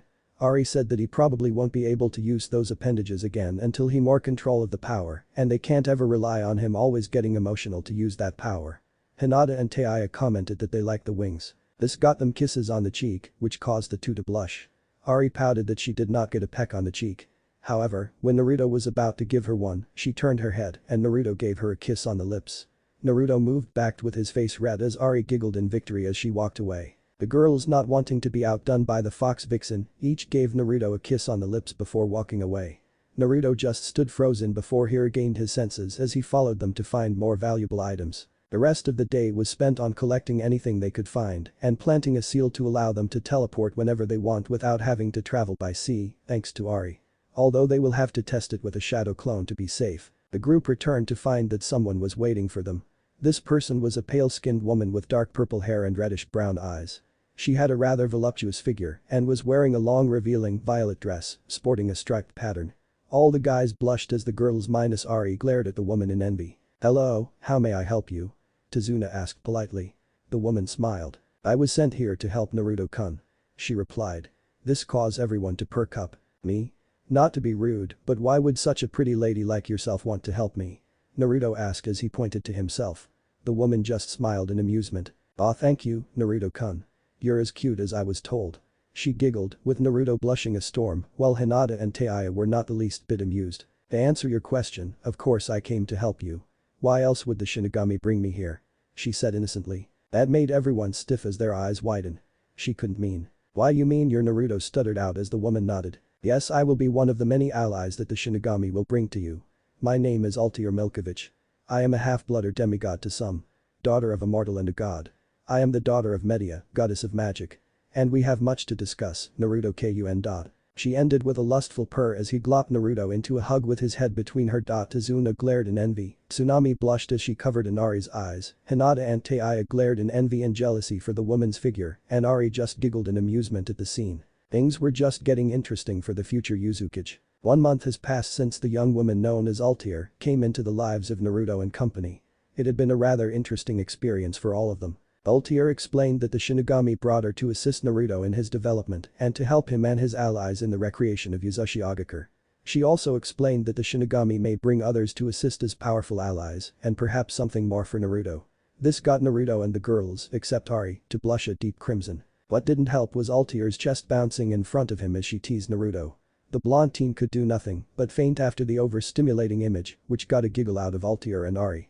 Altair then explained that one of the things she wants to teach Naruto and the others about is magic. This surprised Naruto and the rest as they believed that magic could only be found in fairy tales.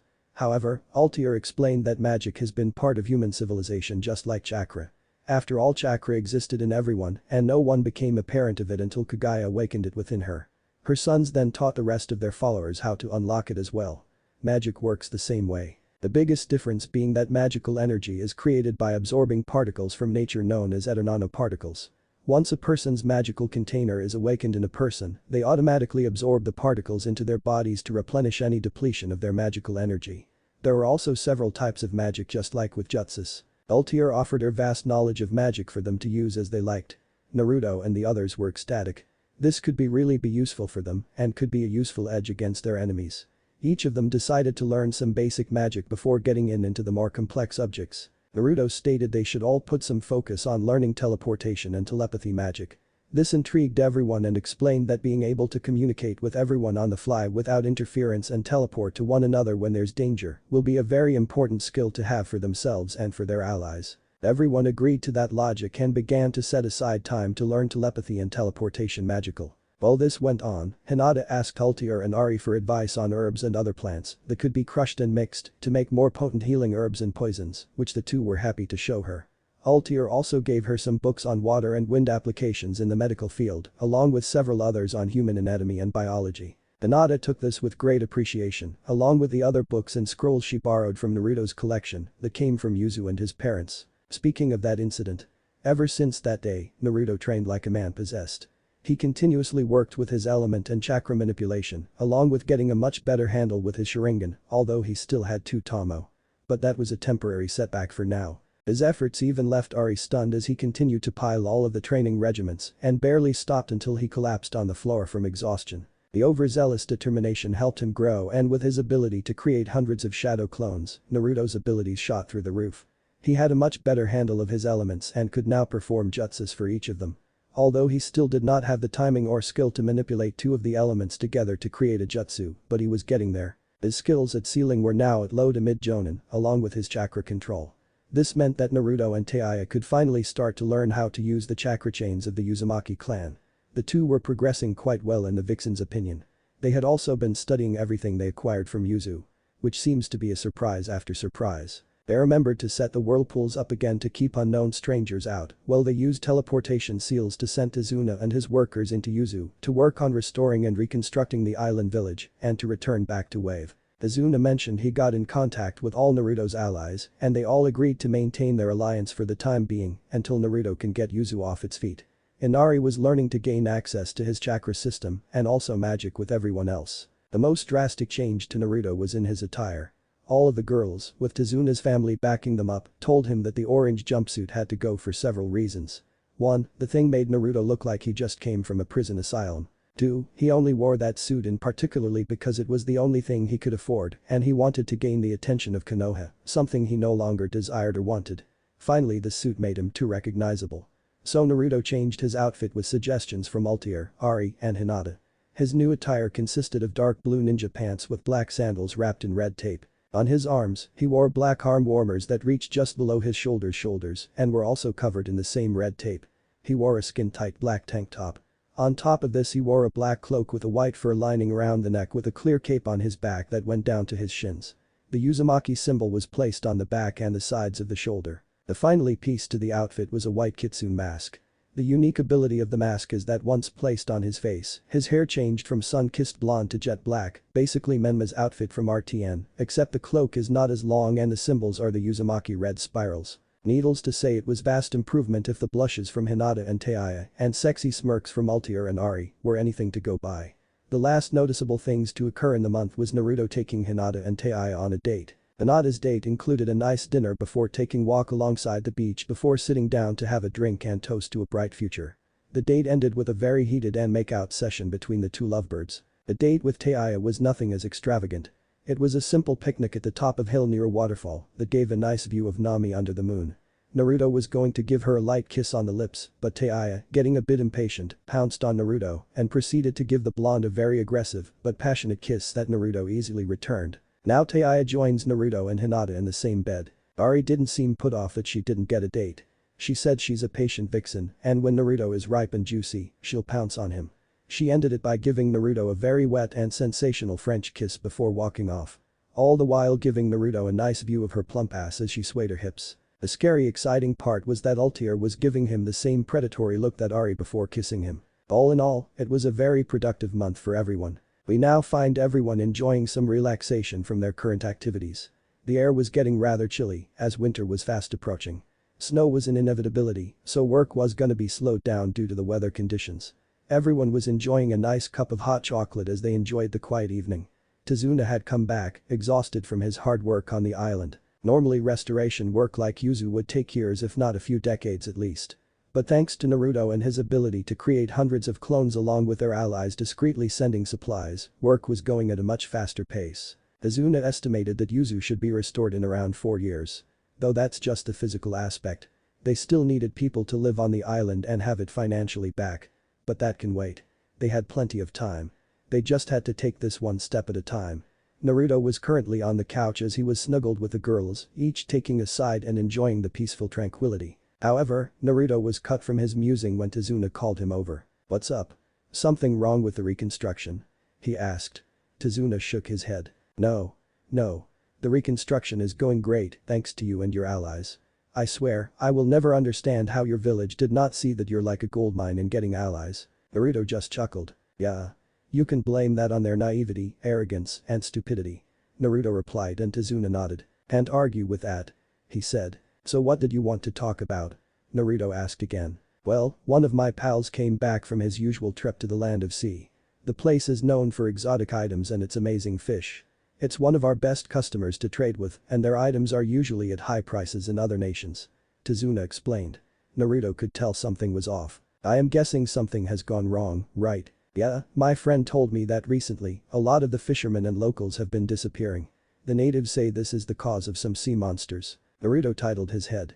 "Sea monsters? Yeah, they come from the depths of the ocean and grab whoever is unlucky to be in their line of path and they're never seen again." Naruto looked skeptical at this. "No offense, Tazuna. That sounds to me like some local superstition. What would interest me in this?" "Well, the thing is that around 10 years ago, a similar series of disappearances occurred." Naruto's eyebrow rose at this. "So the two are connected?" Tazuna nodded. "I believe so. Especially after hearing this tidbit of information. Around that time, the locals said that a shinobi came to do some research on one of these islands. A ninja from Konoha." Now Tazuna had Naruto's attention to the story. According to the locals' descriptions, that ninja was Orochimaru. Naruto's eyes and the eyes of everyone else widened. "Orochimaru?" They all shouted. "Yup, I couldn't believe it either, which is why I decided to take this more seriously and tell you about it." Naruto looked deep in thought. So if Orochimaru is behind these disappearances, what could he be doing there now? Tazuna and the rest shrugged. Naruto was trying to think of a reason of why Orochimaru would be back on the island until he remembered something. "You know, when I was traveling with Jiraiya to find Tsunade, I read through some of his journals and he recorded that Orochimaru had several hidden bases all around the elemental nations. This got everyone's attention. So, it's possible that Orochimaru has a base in the land of sea?" Tsunami asked. Naruto nodded. "But what could he be doing there? I mean he has Sasuke, what else could he want?" Hinata asked. According to Jiraiya's journals, he was always obsessed with gaining immortality to learn every jutsu in existence. He also had an unhealthy obsession with bloodlines, especially the Sharingan. So he could be experimenting on people like before? Tazuna asked in disgust. Naruto nodded. Everyone was looking at Naruto and saw a glint in his eyes. A glint they understood all too well. "So I take it you want to go investigate this?" Tazuna asked. Naruto nodded. "Yeah, this is too good opportunity to get a lead on Orochimaru," he said. "Naruto-kun, what will we do if we run into Sasuke?" Hinata asked in concern. "Last time the two fought, they nearly killed each other. Then we do our best to ignore him. Sasuke is currently the least of my concerns. However, if we are forced to confront him, then we hit hard and swiftly. Anything that can slow down Orochimaru is a victory for us," he explained. Everyone nodded at this. Naruto then turned to the bridge builder. "Tazuna, can your friend take us to the land of sea tomorrow?" he asked. "Yeah, just leave it to me and you'll have a boat early in the morning." Everyone nodded before they all went to bed. The following morning, Naruto and his team were getting ready to embark on their journey. Naruto left a supercharged clone to continue working with Tazuna with the reconstruction. Tazuna was worried it would eventually pop, but Naruto said he pumped it with almost all his chakra, along with some of Ari's. The clone also had preservation seals on it to keep it from disappearing for some time. Tazuna appreciated Naruto's participation in the restoration. Altair also left a clone in case anything happened as she wanted to join the group so they could all bound together as a team and as lovers. That last one got all of them, minus Ari, blushing, none more so than Naruto, even under his mask. Naruto looked behind to see his team. Well, more than just a team. They were lovers. They were a family. It made him sniff to finally have something like this. Especially after his horrendous team in Konoha. He turned to see Ari give him a gentle smile. He almost forgot that Ari was an empath, especially for negative emotions.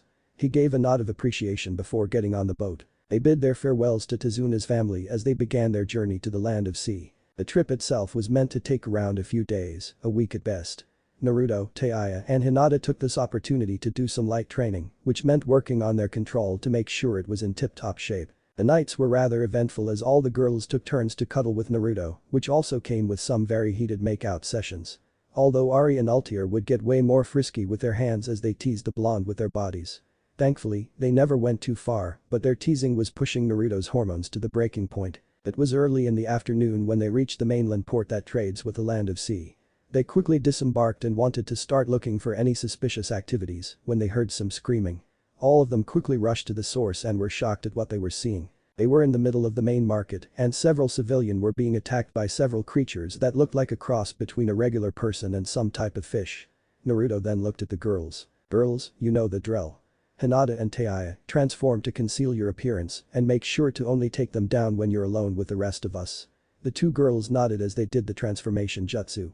Taiya had black hair with silver eyes, while Hinata had blonde hair with golden eyes. Naruto nodded at the transformations. Now let's take them down hard and fast. Naruto then created a few clones before they all jumped into the fray. One of the fishmen was about to attack a young girl when it was sent flying back by a powerful roundhouse kick. The other fishmen and the scared locals turned to see Naruto in his masked disguise. I will give one chance. Give up and surrender or fight and I kill you all. What will it be? Naruto warned. The fishmen decided to take a third option as they all ran as fast as they could and jumped into the water. One of the fishmen stayed behind and turned to Naruto. Naruto noticed it was fish girl with pale yellow skin with light green fish scales. She glared at Naruto before jumping into the water and disappearing. Naruto then turned to see all of the natives rushing towards him and shouting words of gratitude to him. The girls watched in amusement as Naruto was bombarded by the people giving their gratitude. Suddenly a middle-aged man approached the masked blonde. Thank you for saving my people, young man. Naruto waved him off. It's no problem, it was the least I could do. Although I did not expect those things so soon when I arrived here. By the way young man, I must ask. Are you or any of your companions, shinobi? Yes, myself and my companions are all freelance shinobi. This seemed to lift the spirits of some of the locals. Then please follow us, we could really use your help. They all began moving into the port's meeting hall. So mister, my name is Hitode. Naruto nodded. Can you explain what's been going on here? It all started a few months ago when many of our local fishermen began disappearing left and right. When we tried to search for them, we were attacked by those creatures. The group saw how many of the locals bowed their heads as they shook in their place in silent rage. It continued like this until they began attacking in broad daylight and even attacking some of ships that enter and leave our ports. This has gotten very bad because one of our trading ships that is constantly attacked by those things. Naruto could only look in pity. If things continued the way they are now, then this land will crumble. Look, I understand the distress you are feeling right now and we are willing to help you settle this. Naruto said as everyone else nodded. One of the men scoffed. How do we know we can rely on any of you? None of you look like much. Hell, you're wearing a damn mask. I wear this mask to hide my identity from strangers. I won't trust my identity to people I just met, regardless of who they are. Plus we are the only help you have, and if we leave now, how long will it be before you'll actually get help from one of the ninja villages?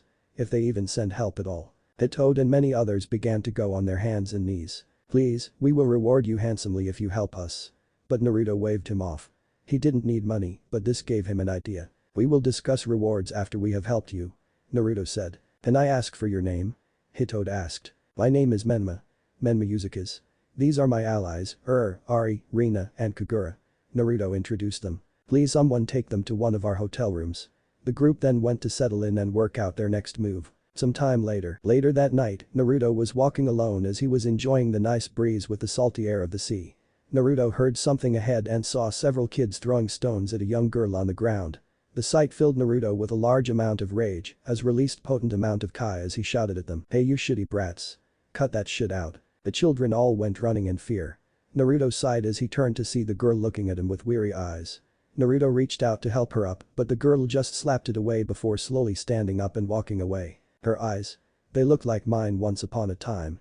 He thought before turning around and going back to his hotel room. As Naruto was walking back to the hotel, he felt a pulse. He turned his head to the side of a building. He narrowed his eyes. I know I felt something. He thought before shrugging it off and disappearing in a shushin. Suddenly two figures appeared on the building Naruto was looking at. Whew, that was close. One of the goons said. We'll need to be careful with that one and his allies. Said the other. Unknown location. It's an honor to see you again, Orochimaru-sama. Said a man in white lab coat. It has been too long, Amachi. The snake Sannin said. Amachi then noticed a young boy next to the bandaged Sannin. This must be the young Uchiha you have taken under your wing. Amachi said before he was bombarded by a very potent Kai from Sasuke. I would refrain from talking to me. Trash like you should not talk so easily to your betters. He said in an arrogant tone. Now, Sasu-kun. Don't let Amachi words anger you. Why don't you go and take some fresh air? Sasuke calmed down before scoffing and walking away. You must forgive Sasuke. He has a rather nasty temper. Orochimaru said in an amused tone. I'm surprised that you haven't taken his body yet. Amachi said in confusion. He knew how obsessed the Sannin was with the Uchiha's body. So now that he had it, what was he waiting for? Orochimaru simply chuckled in amusement. All in good time.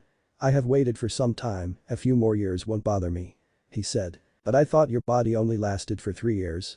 Amachi asked in confusion. Indeed, but I have made several improvements and now this body will last for nearly twice as long. What wonderful news. I must tell you that I have also made improvements thanks to your gene splicing research you provided for my Kaima project. I must also thank you for the specimen you have brought me. Especially that boy. His body is simply fascinating to test. Although his rampages are a real nuisance. Yes, Jugo with his episodes can be difficult to handle. It's one of the reasons why I kept the boy locked up. He proved to be such a lovely specimen for my curse mark research, but I have no need for him anymore. Once you finish with your research, you can get rid of him. Amachi nodded. As you wish. Tell me. What about the others you have under capacity? Orochimaru asked in a curious tone. The girls are resilient as always, the boy barely converses, and those clans are getting more mysterious the more I research them. Orochimaru nodded. I see. Well, I must thank you for the notes on the bloodlines and your own research. I'm sure it can be somewhat useful for me. When you have anything new on those clans, notify me. Amachi bowed in gratitude. Thank you, Orochimaru-sama. Don't disappoint me and take care of those intruders. You have my word. Those fools are dead. The following morning on the main island, everyone decided to split up to ask the locals around the island and see if they can get any leads. It took some time before Naruto found a lead from a woman that has lived on the island for years. She explained how she and her husband left to fish near Demon Island. She had dived into the water and got a hefty catch, but when she returned to the surface, her husband was gone without a trace. This piqued Naruto's interest as he shelved this information for a later time. He then asked if there was a girl around his age with dark blue hair that wore bandages around her face, arm, and leg on the island. The woman explained that description matched a young girl by the name of Isaribi. She along with several other fishermen had disappeared some time ago, but she was the only one to return. Naturally everyone suspected some foul play, but she never said anything and this caused everyone to believe she was involved in the disappearance and thus began treating her like an outcast. Naruto felt sympathy for the girl, but even he could not ignore how suspicious it was that she was the only one to return. In hindsight, he could understand the islanders' reaction. Even if he didn't like it. So Naruto asked if she knew where Isaribi lived and she gave Naruto a general idea of where she lived. Naruto sent a telepathy message to Ari about his findings as he went off to find the so-called monster girl. It took Naruto traveling for 30 minutes before reaching the outskirts of the island where Isaribi lives. As he walks on a rugged terrain near the shoreline, he spots a small house in the distance. He quickly sped up and reached the house in just under a minute. When he reached the house, he was greeted to the sight of Isaribi being bullied, again. This time by some children that were throwing rocks at her. Naruto growled in rage as his eyes turned into slits as he released a potent amount of Kai that got all of their attention. The children were understandably very frightened, while Isaribi was shocked to see him again. You brats have 10 seconds to get out of my sight. Now. He growled. The children took the hint and ran away. Naruto then looks at Isaribi who looks on in shock before her face morphs to one of annoyance. He goes up to her and offers her a hand, but she just rudely slaps it away again. Naruto sighed in exasperation. You know, most would say thank you in this situation. I did not need your help. She said cynically. Right, because you were handling the situation so well. Isaribi growled as she got up. What do you want? She gritted out. I was asking around the island for you. Naruto said as he saw the girl glare at him with eyes full of anger and hatred. Why? Did they tell you? That I'm the monster girl? The bitch of the sea? Have you come to take my life to appease them? She bitterly asked. Naruto shook his head. My reason is because I want answers.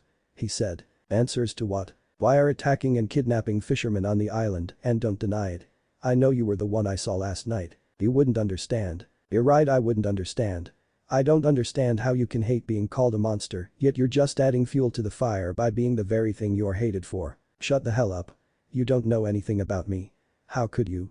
You don't know what suffering is like. Isaribi was suddenly bombarded by a very powerful Kai coming directly from Naruto. I tread carefully with your next words.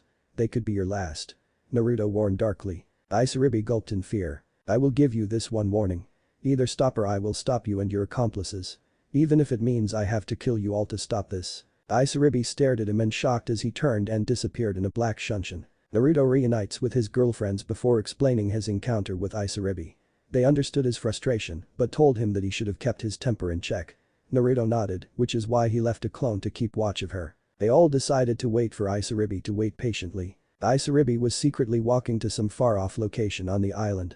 Unbeknownst to her, the Naruto clone was keeping watch of her. The clone followed her until it sees Isaribi go through a cave near the shoreline. The clone dispels to alert the real Naruto.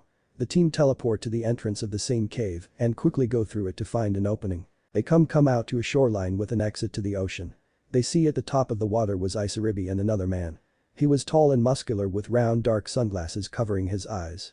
For some reason Naruto and Hinata felt like they should know this person, but shook their heads. "Looks like you were followed," said the man. "Sorry," she muttered. "We need to head back to base," he said. The two quickly jumped into the water and disappeared from sight.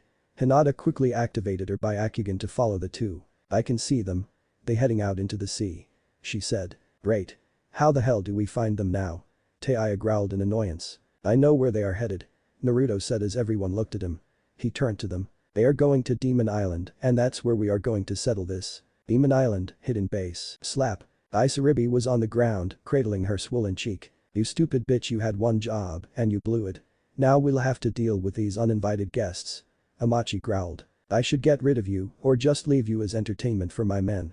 Isaribi looked up with wide, fearful eyes as she began to shake. "However, you did bring me valuable info on the trading ships leaving tomorrow, so I guess I will let you off the hook for now." Isaribi nodded in gratitude. "Thank you. Now then, if you do a good job in killing these intruders, I might consider changing you back." Isaribi's eyes widened in hope at the prospect of being cured. "I will take care of them, that's a promise," Isaribi said as she stood up and walked away. When she was far from hearing distance, they all began to laugh hysterically. "You're one sadistic bastard, Amachi. You know that, right?" Amachi simply scoffed. "I just know the best way to manipulate people to do what I want." "Well, I should get in position for our little surprise," said one of the men. "You do that while I do some last-minute work," the scientist replied. Naruto and his team finally reached the island after persuading someone to lend them a boat. "Hinata, do you see anything?" he asked. Hinata surveyed the surroundings until she saw something that caught her attention. "There's a cave entrance a few miles ahead," she said. The group trekked to the cave entrance and wandered in for a few minutes until they reached a fork with several different pathways. "Great, now what?" Taiya growled in annoyance. "Hinata, any way of telling us which is the right one?" Ari asked. Hinata shook her head. "Omen, all of these pathways are cloaked with chakra. So I can't tell which is the right way. So we have to split up?" Altier asked, and Naruto nodded. "We don't have a choice," he said. Naruto then creates several clones to take several of the other paths. Naruto goes on the path straight ahead, Hinata and Taiya take one other path, while Ari and Altier take the last path available to them. Clone Group 1 continued to trek the path they took. So far nothing has happened, which has put the clones on edge on how confident the enemy is that they'll win. Or they were dumb enough to not set up the security. The clones really hoped for the latter. The clone team eventually reached a door at the end of the pathway. The group quickly splits and surround the door at different angles. One of the clones activated the Sharingan to peer into the room for any chakra signatures. Surprisingly, there was no one in the room. The only thing the clone could see was a single chakra signature. One of the clones finally decided to barge in. Nothing happened. Naruto was beginning to wonder why they were underestimating them so much. Oh well, this gives his team an advantage. He looks around to see several machines and computer panels around the room with several wires on the floor and ceiling connecting to the tube in the middle of the room. The Naruto clones looked around the room and found several piles of papers left behind. The clones gave a quick survey at the notes written down. Blood and gene splicing. Bloodline fusions. Artificial breeding and bloodline implants. I'm a project. This has Orochimaru written all over it. These notes have some other people mentioned who assisted in his experiments. Any idea who they are? The names here are Amachi and Haruko. One of those two or even Orochimaru is performing the experiments here. Anything on the tube here? Something about the Hazuki clan of Kiri. What? Give me that and dispel," demanded one of the clones. Soon one of the clones disappeared and the information transferred to the other clones and the original. Ability to turn their bodies into water using a secret technique exclusive to them. It looks like whoever is in charge here was trying to fuse this ability with his Kaima project, and from what we have read and seen, it's to turn people into some type of fish monster. That explains the demons and where the missing people went," said another clone said. "Oh, this is an interesting development," another voice said. Naruto and the clones turned to the tube to see a person with violet eyes staring at him.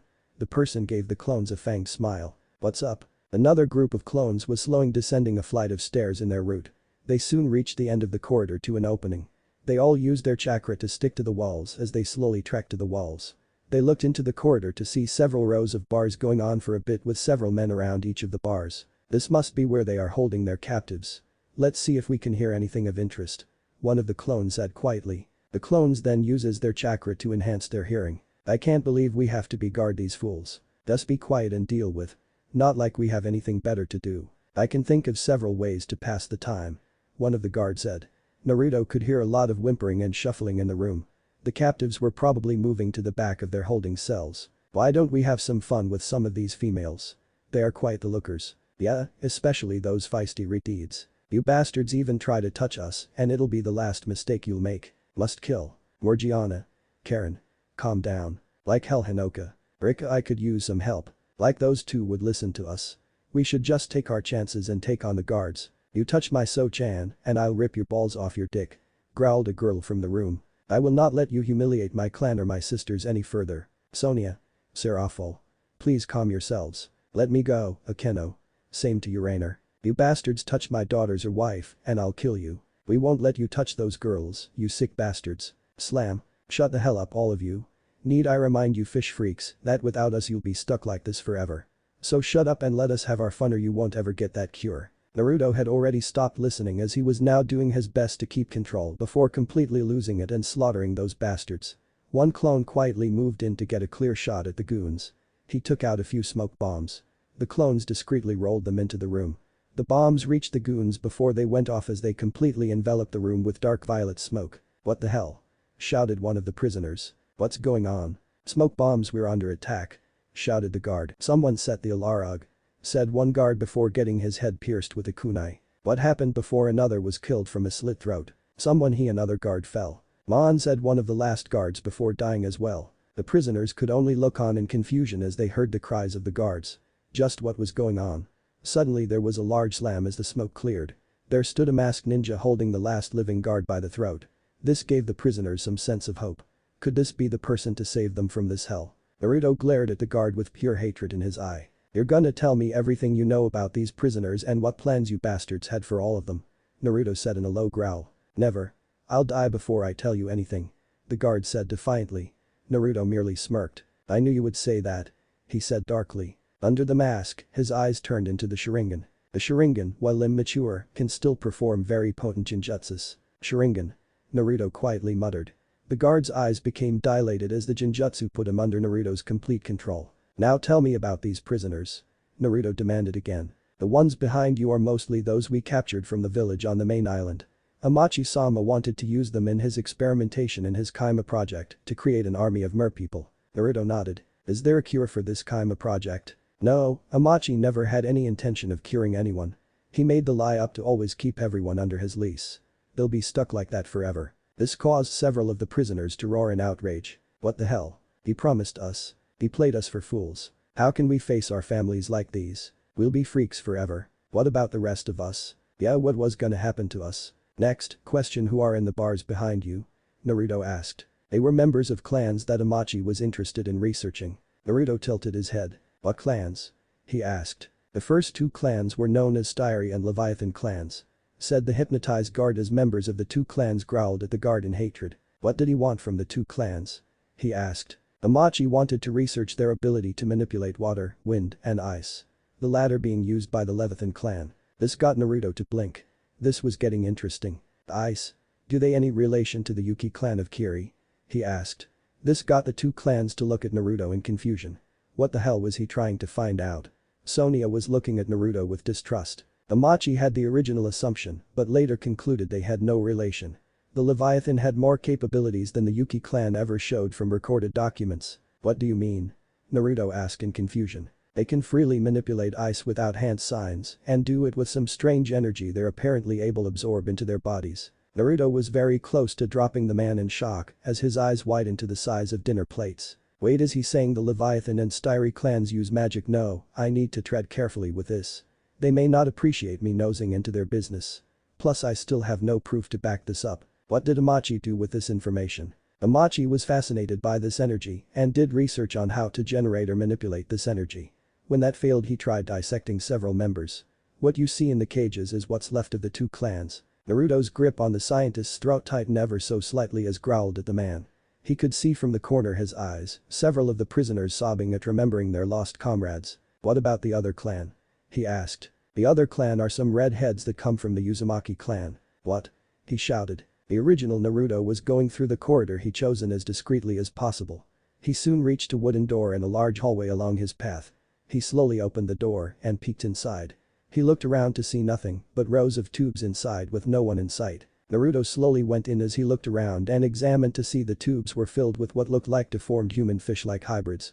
As he was about to touch a tube, the floor below gave out, revealing a trapdoor.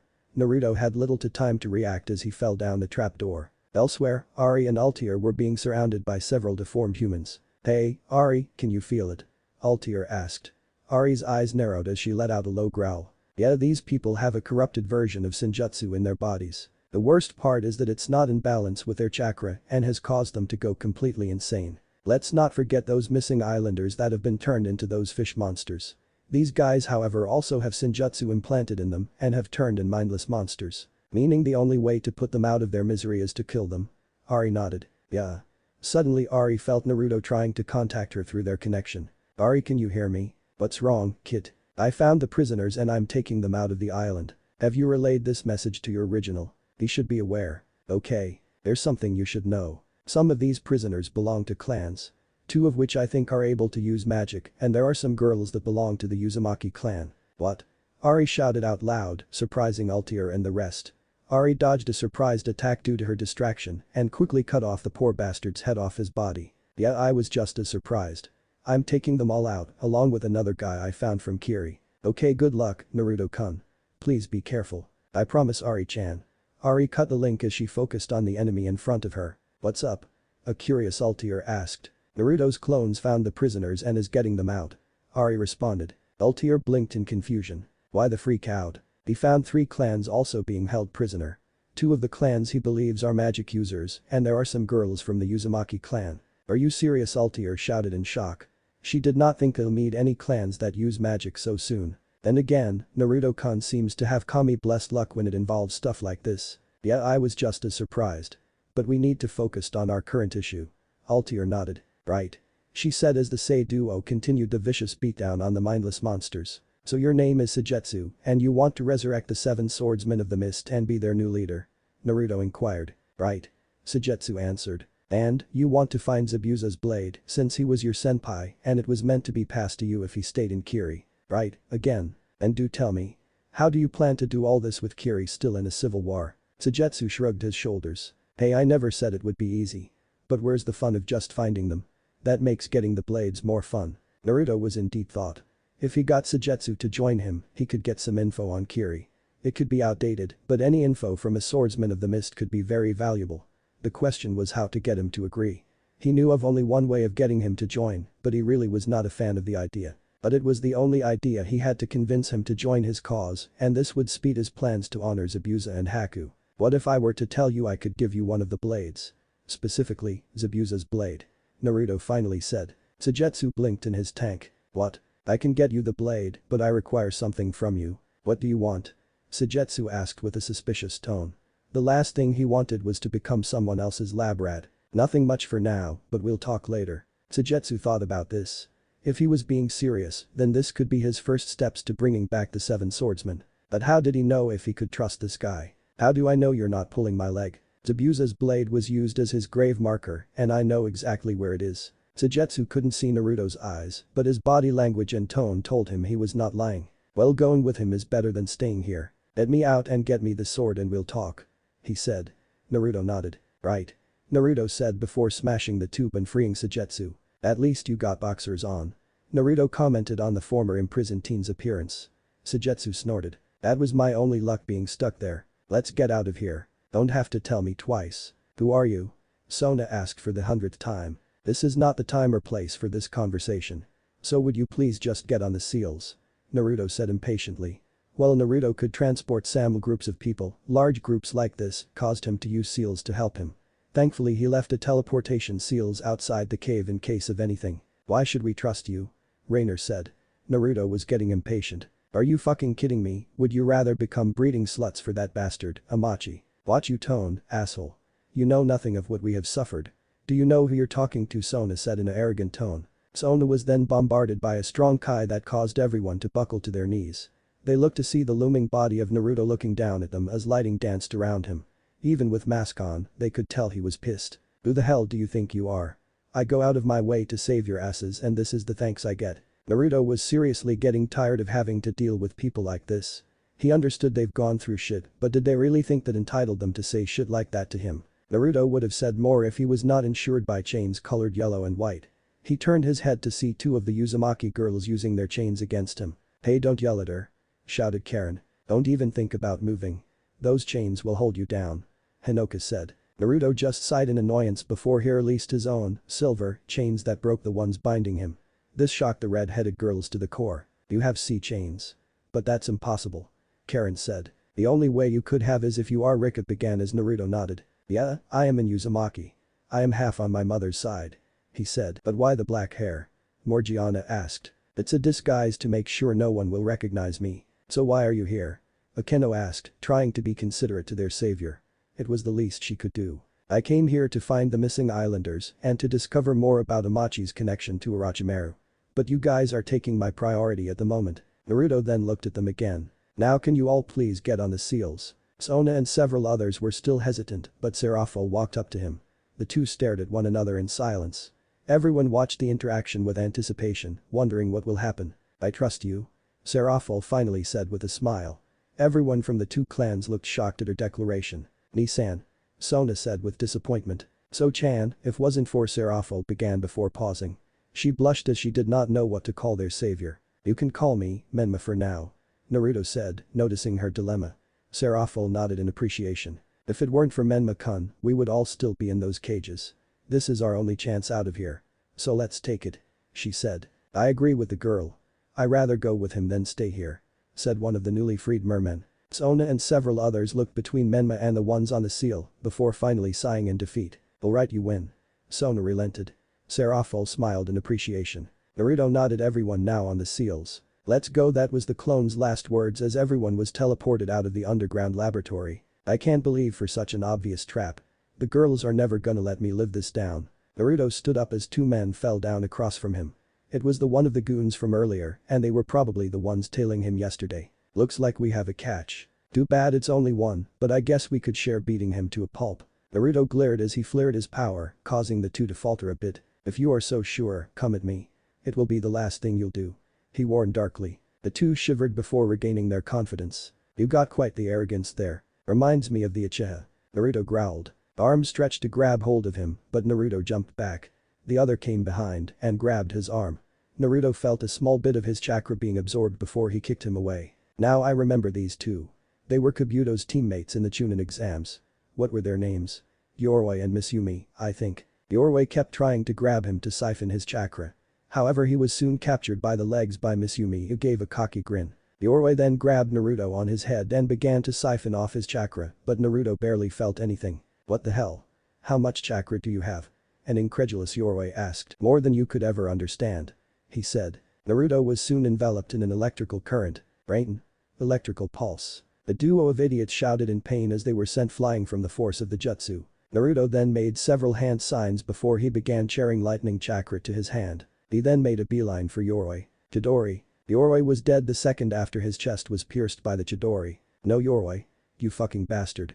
I'll kill you. Naruto empowered his kunai and shuriken with wind chakra before throwing them. Shadow shuriken jutsu. Shadow kunai jutsu. Naruto shouted. Miss Yumi managed to maneuver through some of the attacks, but still got cut by the rest of the kunai and shuriken.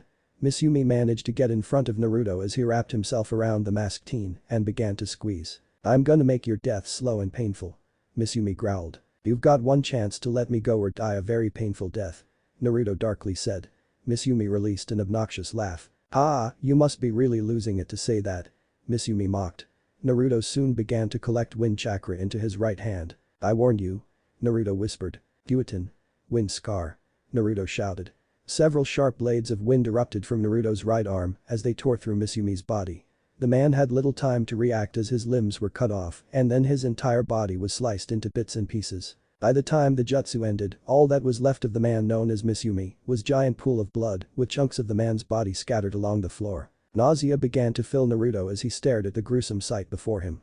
The stench of the raw flesh and spilled blood caused him to go over the edge as he dropped to his knees before ripped the fox mask off as he vomited all over the floor. He continued to spill his guts for a few minutes before all that he could do was heave heavily as stayed on his hands and knees, shaking. Naruto could vaguely hear something. Naruto, it sounded like a voice. Naruto-kun. Naruto was beginning to release. Someone was calling him. Naruto-kun. Naruto jumped as he recognized the voice. Ari-chan. Naruto-kun, are you okay? I don't know. What happened? I used the wind scar on an enemy. I see. I can guess it left a gruesome for you to see. Why yeah. Naruto choked out. He soon felt a warmth filling his body. It was Ari's chakra. Ari thankfully leaves a portion of her chakra inside of Naruto in case of any emergency and she can manipulate it when necessary for Naruto. Naruto-kun, I know how traumatizing it can be. But you need to focus. Finish this mission and then you can let yourself go. But please bury this for now. Naruto stayed quiet for a few seconds. He did not expect that much damage from his attack, even at low power. He was just planning to cut his limbs, not rip him to pieces. But was the alternative any better? What was he gonna do? Leave him on the floor without his limbs or put him out of his misery? Regardless of what he did, the results would remain the same. I understand, Ari-chan. Okay, see you soon, Naruto-kun. Naruto then cut his connection with his partner. He needed to get up and save everyone else. Naruto sighed as he slowly stood up as he put his mask back on. He flinched as he looked down to see his right arm shaking. He frowned under his mask.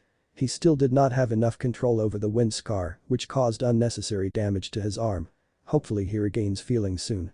Naruto then began to take out several explosive notes from his storage seals. There was some work to do. Ai and Hinata finally reached the end of their corridor. Finally, I was getting tired of all this walking. Taiya said. Me too. Hinata replied. See anything? She asked. Only two. One is Isaribi and the other looks like that Amachi fellow. The girls then busted the door down. Oh well, it seems we have some unwanted guests. Isaribi, be a good girl and take care of them. Why are you following this guy? He's just using you. Hinata shouted, hoping to get through to Isaribi, but she just shook her head. Like I told Menma. I have no choice. If I help him, he'll rid me of this curse. He won't cure you. He hasn't made a cure. He's just using you. Taiya shouted, frustrated at this girl's stubbornness. She could give Naruto a run for his money. No, you're wrong, he promised. She insisted. Suddenly Ari and Altair came from the door. About time. Taiya said in an annoyed tone. Sorry we got preoccupied. Altair teased. Oh, more guests. This should be Amachi began before. Boom. An explosion rocked the cave as the nearby wall collapsed and out from the dust came Naruto. Menma. Sorry I'm late. Had to take care of some annoying pests. Ah. So you're Menma. I was expecting someone more intimidating. Amachi mocked. I could say the same to you. Naruto retorted. Give up, you're surrounded. Hinata warned. Amachi had the nerve to laugh. And why would I do that? I am close to my next scientific breakthrough. I can't stop now. Well then you and your research can go up in smoke. Kai. Naruto shouted. Explosions could be heard everywhere as the cave soon began to crumble around them. However, Amachi seemed undeterred at this development. Oh, good job, but it will take more than blowing this island to slow my research down. Looks like it's time to relocate, come Isaribi. The two began to walk away. The team tried to stop them, but the ceiling above them soon collapsed, blocking them from following the duo. Let's go, we can catch up later. Ari said. The group nodded as they teleported out of the cave. One, we need to stop them before they stop the next trading ship. And this time Amachi will die. Naruto growled. Hinata and Taiya seemed concerned at Naruto's tone, while Ari used her mental link to soothe her vessel as much as possible. The team reunited with the freed prisoners. Naruto told them to head to the main island to reunite with their families and warn them about Amachi. Many protested as they wanted to fight, but Naruto said they have been through enough and to let them handle this. Before anyone could voice their displeasure, Naruto's team ventured off to take care of Amachi for good. They eventually reached the merchant ships with most of them having been destroyed and sinking into the ocean. Amachi was pleased with the progress until Naruto and his girls appeared before him. Amachi simply sighed in annoyance. You're a stubborn group, you know that. He said. This time, we will stop you for good. Naruto growled. You seem rather confident. Isaribi. Isaribi in her Kaima form jumped out of the water and got between the two sides. Well then, before we begin, let me bring in a special guest. Amachi said with a sinister smile. Amachi then brought out a seal and opened to reveal a seal. Kai. Out of the smoke came a tall orange-haired teen in chains. "Ladies and gentlemen. Allow me to introduce you to Jugo. The origin of the curse mark of Orochimaru." Origin of the curse mark? Everyone muttered in confusion. You see, Jugo comes from a clan that is able to naturally absorb natural energy into their bodies through their skin. However, it seems they easily susceptible to becoming rampaging beasts. Everyone's eyes widened, while Ari's and Altier's narrowed. Orochimaru was fascinated by this and studied Jugo and using his own knowledge of Senjutsu to create the curse mark of today. I'm sure you noticed some of the failed experiments in the labs. They lost any sense of logic. They were nothing more than insane beasts. Altier said. Amachi just waved her off. All science requires some sacrifice to advance. Naruto let loose a burst of Kai and chakra. Enough. You have spoken enough for one lifetime. Naruto snarled. Indeed, the time for talk is over. Jugo. The restraints on the teen were released. He looked up at the group with a maniacal grin. Kill them all. Amachi said as Jugo began to laugh like a maniac. Ha ha ha ha. I hope you bastards are ready to die. Jugo maniacally screamed as his arms soon began to morph into a monstrous form with axes on the sides. Ari and I will handle Jugo. Hinata and Taiya will handle Isaribi. Menma, take care of Amachi. Altier told everyone. With pleasure. Naruto said as everyone split off for their battles, leaving only Amachi and Naruto. Well, it seems it's just you and me now, Menma. Not for long. Naruto growled. Amachi just laughed as he took out 2 syringes. Allow me to show you the achievement of have I made with my own body. Amachi then stabs himself with the syringes as the liquids entered his body. Amachi soon starts to convulse as his began to grow and his muscles began bulging. His skin became white and gray, his hands and feet became claws, a fin grew on his back, his teeth become sharp and serrated, his eyeballs became jet black. By the end of the transformation he looked like a 10 feet tall bipedal shark. Think of King Shark from the CW's Flash. Feast your eyes on the fusion of my Kamiya project and Orochimaru's curse mark. Naruto just looked annoyed. Why am I always facing people with a shark motif? First Zabuza, then kiss him, and now this guy. Did I piss off some fish god in another life? Ready to die? Naruto expelled some electricity. You first. He challenged. Naruto then dashed in a burst of speed and landed a haymaker on the Amachi's face. But to his shock, Amachi barely registered the hit. I thought you would have more to offer. He said in a disappointed tone before reeling his fist back. This how you punch? Naruto barely managed to dodge as the shark's fist slammed into the floor of the ship and destroyed a good portion of the ground around them. Enhanced super strength. Reminds me of Tsunade. Suddenly he disappeared again and reappeared in front of Naruto. Naruto's eyes widened at the speed before he was hit the gut by the enlarged fist and was sent flying into the ocean. Naruto-kun. Hinata shouted in concern. It's over, he can't win. Isaribi said. She got 2 heavy glares and growls from Hinata and Taiya. Quiet you. I'm not the one tied down by chains at the moment. The hot-headed redeed shouted. She then turned to see Hinata looking on in concern before placing an arm on her shoulder. Relax, Naruto can handle this. She reassured her. But he's all alone. He has us and we'll help him when he needs it, but he handled that giant piece of sushi.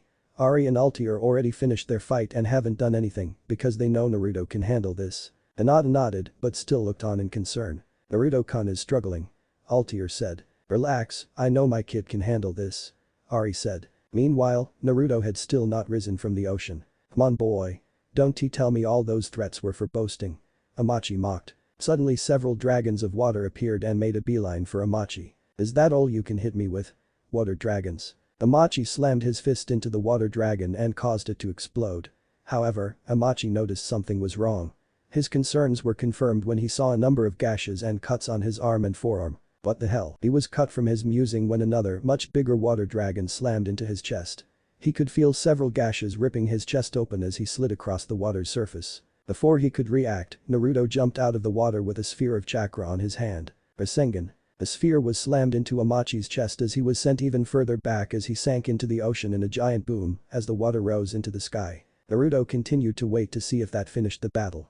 However, that went out the window as he heard some chuckling as Amachi appeared on his feet again. I must say I underestimated you. That attack was quite damaging. If it weren't for my transformation I would be dead. Naruto narrowed his eyes at the transformed scientist. How are you still standing? No transformation could be that powerful. You forget I used young Jugo's DNA in this transformation, along with some of those Uzumaki girls. Their DNA came an incredible life force and an amazing healing factor. I can heal from any injury, so unless you got something that can disintegrate me, you have no chance. Naruto released an inhuman growl from his throat at that. This is the first time I actually hate my genes. I am going to kill this bastard for using my clan for his sick experiments. Naruto snarled in his head. Shall we continue? Amachi mocked before going through some hand signs. Suiton. Water gun. Raiden. Zaker. The two attacks of water and lightning collided, causing an explosion in their arena. The two stared at one another, waiting for the other to make the next move. Let's be honest, you had no intention of curing Isaribi and the others. You were just using them until they solved their purpose before you got rid of them. Don't deny it, since I got it from one of the guards. Amachi just scoffed. So what if I was going to throw them away? They were tools. And like any tool, when they are no longer useful, you throw them away and get a new one. Besides, Isaribi was just so pathetic. I had no intention of healing her or the others. I made up that little lie to her about a cure, and she's on her hands and knees begging me for it. Saying she'll do anything to get the cure. I wished I let my partners have some fun with her before now, and at least she would have been useful one more time. But, oh well. We can't have everything, right? Isaribi was shell-shocked as she couldn't believe what she just heard. Everything I did was all a lie. She whispered in horror. Now then, let's get on with our battle. Amachi jumped into the water. Naruto looked around before Amachi came out and slashed Naruto on his back. Ah. Amachi jumped into the water again. Naruto tried to find him again, but he cut across his chest for his efforts. This continued for several minutes as Naruto was cut and slashed again and again. Finally Amachi rose up as Naruto was bloody with several gashes all over his body, and blood was oozing from the bottom of his mouth and down his mask, and the left eyepiece of the mask was ripped off, revealing his eye. Amachi looked interested at what he was seeing. Well, this is interesting. You're in a chair. Amachi hummed. Your point? Naruto snapped. I thought all of you were killed off years ago. Reports have been greatly exaggerated. Well, this is interesting. First I meet the Uchiha with Orochimaru, and now I meet you. So Sasuke and Orochimaru were here. Oh well, less trouble for us. Now then, I've had some fun, but it's time to kill you. Amachi dashed at Naruto with his clawed hands extended to pierce his chest. Suddenly, a wall of water appeared in front of Naruto. Like that will stop me? Amachi said. Amachi pierced the wall and went right through Naruto. "Ha, I win, brat." Amachi shouted in a gleeful tone. However, Amachi's victory was short-lived as he could tell something was wrong as Naruto just smiled before turning into electricity. Ah. Amachi grunted as his entire body was enveloped in electricity. "The lightning shadow clone," Amachi said in shock. Suddenly several clones jumped out of the water as they held onto him. Then another Naruto came out with his hands soon becoming coated in lightning. Chidori. He stabbed Amachi in his lower abdomen.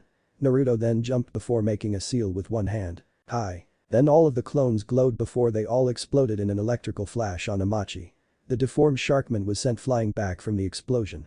As Amachi tried to stand as his skin was swizzling from the burns he received from the electrical explosion, he looked up to see Naruto with most of his wounds gone. "How are you healed?"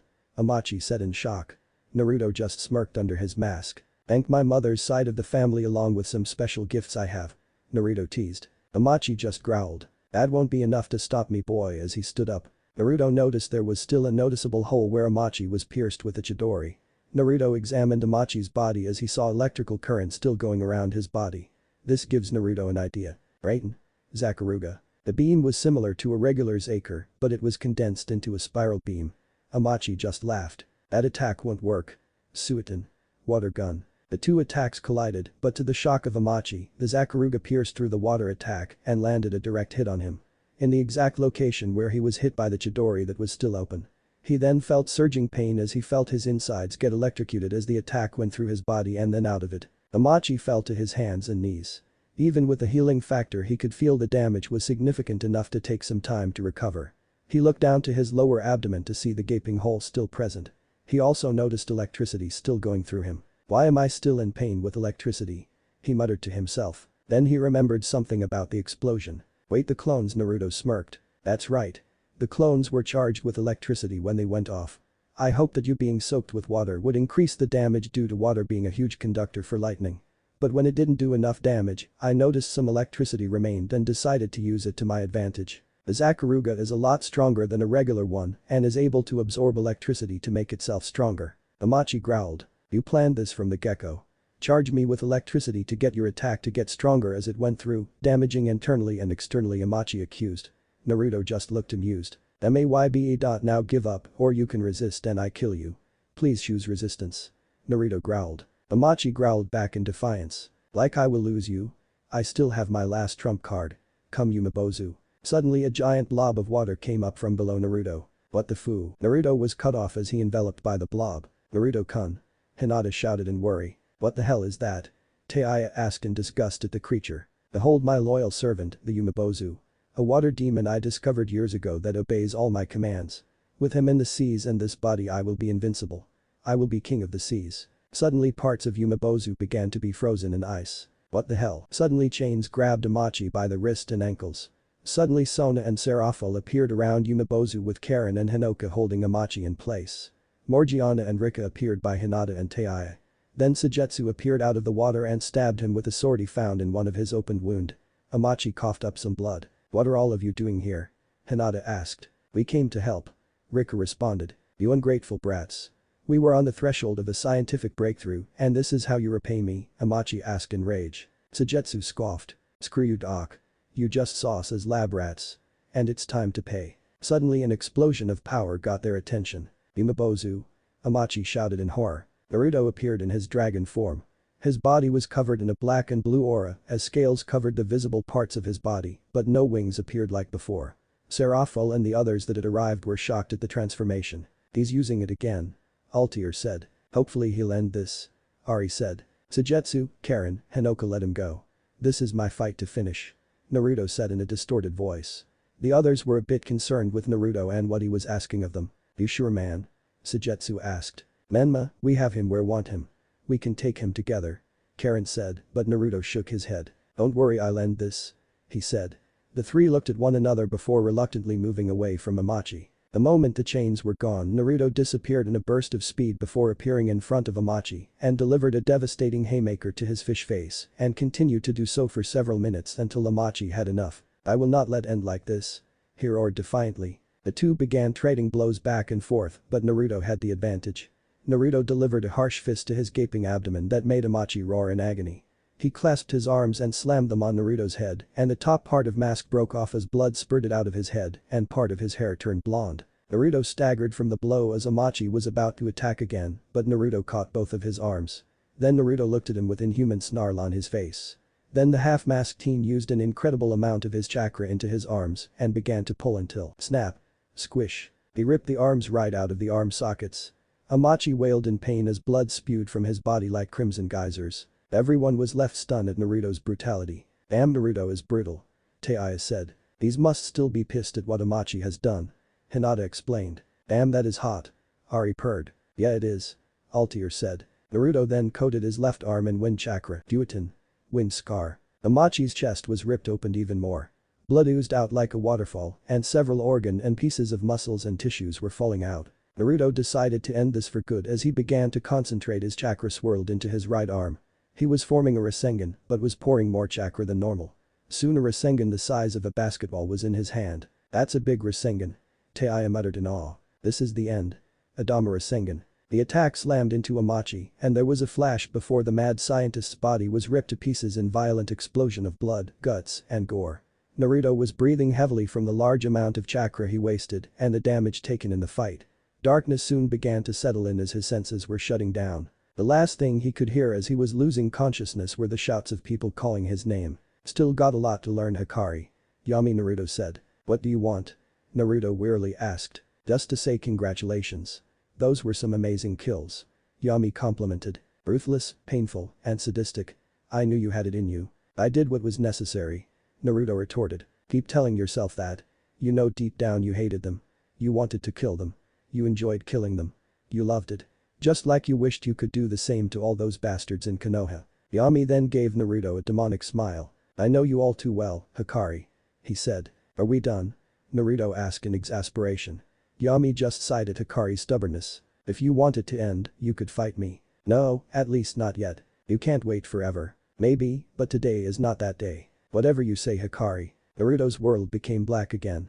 Naruto woke up to find himself on a small mattress. He looked to see all the girls around talking with one another. Hey everyone. He said softly as all the girls turned to see him awake. Naruto grunted in pain as they all jumped on top of him to glomp him in a hug. Naruto-kun. Hinata said in joy before smacking Naruto on the chest. Don't scare us like that again. Naruto nodded. What happened while I was out? Everyone is celebrating and rejoicing at the return of the missing villagers. Everyone even apologized to Isaribi for blaming her, although she keeping her distance and staying with the others. Naruto looked at Altair. Did you confirm? Altair nodded. Yeah. You were right, they do use magic. Naruto began rising out of the bed despite the protest of the girls until he was leaning on the wall to stand. Let's go talk to them. He said. The girls were going to deny this but knew how stubborn he can be and decided to help him stand as they went to find everyone in the living room talking. Sujetsu was the first to notice them. Looks who's up. Nice to see you up, boss man. Sujetsu said with a smirk. Naruto smirked back. Likewise, Sujetsu. Well, who are you really? Seraphil asked. Naruto sat down on one of the available couches. My real name is Naruto Uzumaki Namikaze. Everyone's eyes widen in shock. Wait, you're related to the Yondaime Hokage? An incredulous Onna asked. Naruto nodded. He's my father. That got everyone's jaw to drop onto the floor. Damn. Sujetsu summed up. Wait, what are you doing here? Why aren't you in Konoha? Akeno asked in confusion. They were surprised to see the faces of their saviors darken in rage. Well, it went something like this. Naruto began before explaining how he was banished for the mission to bring back their renegade teammate and for being a Jinchuriki.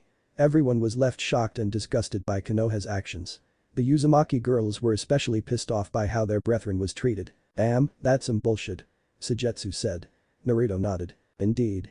Which comes to my proposal. This got the clan's attention. Which is? Seraphil asked. Join me and become part of my village. The new Uzushiogakure. He said. The Uzumaki girls were shocked to hear that he wanted to bring back their ancestral home. Their clans would be adopted into the clan and can become part of Yuzu as their royal pillars, along with any other clan we can convince to join us, and Sujetsu here can create his swordsman group in Kiri, or in Yuzu if he wishes once he gets all the swords. Everyone was in deep thought. This could be a new beginning for all of them, especially for some of the villagers that were still transformed. They were being offered to become part of something new. Something great. I'm in. You seem to be a gaggle of fun. Sujetsu said. I will join as well. I would like a fresh start. Isaribi said as several other merpeople nodded. You have our support automatically with you bringing back Yuzu. Hinoka said as the other Uzumaki girls nodded. Leviathan. Citri. Naruto asked as he looked at the remaining two groups. Seraphil then walked up to Naruto before stretching her hand out. She smiled. We will join you as well. She said. Naruto smiled in return as she shook her hand. It seems the first clans to join have arrived and more to arrive soon. Naruto sighed as he laid on the grass as he gazed up at the morning sky. Now I see why Shikamaru enjoyed doing this so much. It had been around a few months since the new additions were made to his family and everything was going well all things considered. Most of the new arrivals adapted rather quickly to their new environment. The mutated merpeople were welcomed with open arms by the land of waves. Since they couldn't reverse the transformations completely, Naruto suggested should make the most out of them. They easily became the best fishermen for the country and could easily travel to Yuzu in minutes. Some of the ladies were easily taken to many of them. Isaribi was also adjusting to the new life. However, she didn't want to be just a simple civilian. She wanted to use her abilities to help her new friends. This led to her decision of asking everyone if she could be trained to be a shinobi. The other accepted her and Sujetsu along with open arms in the training. Now Sujetsu was a bit odd case to deal. The first thing he did when arriving at Wave was asking Naruto where Zabuza's grave was. Naruto knew he had to uphold his end of the agreement and took him to the grave site. It was highly amusing to see Sujetsu's gobsmacked face when he laid eyes on the sword. I guess he still believed Naruto would backstab him, which in hindsight, Naruto could hardly fault him for not believing him. The biggest surprise for Naruto was that Sujetsu did not immediately run and take the sword from the grave. Instead, he walked over and slowly took the blade before chanting a few words. Before sheathing the sword and walking back with Naruto. It was the final chant. A way of passing the torch from one swordsman to another. Then there was Jugo. Oh boy, Jugo was a hassle, but not through any fault of his own. Due to his clan's unique biology, he would go out into regular episodes of rage. Thankfully Ari and Altair developed a seal to suppress this bloodline until they helped Jugo control those abilities without fear of going into a blind rage. Although they did give him the ability to switch the seals off when he is in combat. Naruto and his fellow Uzumaki sisters that had the chain ability learned to use them to restrain Jugo until he calmed down from his psychotic episodes of rage. Naruto had to smile when he thought about his fellow Uzumaki sisters. Karen was originally from Kusagakure and actually participated in the Chunin exams at the same Naruto and Hinata were. When asked why she didn't proceed, she explained that her team got killed in the Forest of Death and she would have joined them if Sasuke hadn't saved her. This started a small infatuation with the boy, but that died after hearing what he did to her family. She then explained how a few months after that her village was attacked and she was kidnapped. She later found out that the one that orchestrated the kidnapping was Orochimaru and then she was sent off to that lab with Amachi. Lisbeth had a similar backstory, except she lived with her mother in hot water country. Although she never knew her father, her mother explained that he was not in Uzumaki, thus the pinkish hair, and where her skills with weapon forging and blacksmith came from. One day her home was invaded and that was the last she saw of her mother. Anoka explained she was an orphan and did not know much of her parents. They did leave her with some journals that explained her heritage and the legacy she has to uphold. She was working with some scientists to create the ultimate summoning beast, but the beast went berserk and destroyed the entire lab. The last thing she saw before blacking out was debris collapsing on her. When she awoke she was caged by that bastard Amachi. Then came the Leviathan and Citri clans. Those two had the most difficult time adjusting to everything. Not because they weren't welcomed. The people of Nami welcomed all the newcomers with open arms. The problem was that many were still not very open to everyone due to the time they spent imprisoned. The most guarded were mostly the Citri clan, especially Sona as she still had trouble trusting Naruto. Although thankfully her sister was more than willing to be the intermediate to bring peaceful discussions. Naruto was very much considered making her head of foreign affairs since she seemed to thrive in the environment. Seraphil giggled and said she'll do anything for her savior. That was another thing Naruto noticed. The Leviathan clan were gigantic perverts flirts. Seraphil, Akeno, and Rainer would flirt and tease him on a constant and regular basis every time he passes by one of them. Hell, they would go out of the way to sneak a peek at his body and sometimes try to cup a feel somewhere. Hell, they somehow convinced Hinata and the others to help them. Needless to say, it left him twitchy for several days. However, Naruto noticed that Seraphil was a lot more upfront with her flirting and seemed more clingy to him compared to the other girls. Hinata told Naruto that she may have gained a crush on him. Naruto said that this could have been hero worship. Hinata retorted that there was a spark of genuine affection for him, but Naruto wasn't sure what to do because he didn't want to risk both of them getting hurt. Hinata suggested that he could get to know her and where this affection goes. Maybe she'll even become another harem sister, which caused both of them to blush red. The Leviathan clan consisted of Seraphil, Akeno, Rainer, Baracriel, Shuri, Donosike, Mitit, and Kalawerner. While the Citri clan consisted of Sona, Momo, Tsubaki, Roswas, Saji. Naruto was confused by how Seraphil and Sona were sisters, but part of different clans. Seraphil explained they were half-sisters, having the same mother, but different fathers. However, that meant little to them as they acted like sisters. Although Seraphil tended to be rather clingy when it comes to Sona, much to the latter's embarrassment.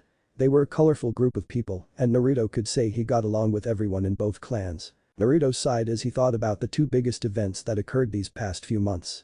The first one was going to the village hidden under the stars and revealing a conspiracy being committed by the Hashikage. Apparently, the village was founded based on a meteorite the locals called a star, landed close to 100 years ago. It was through this meteorite that the village was built around.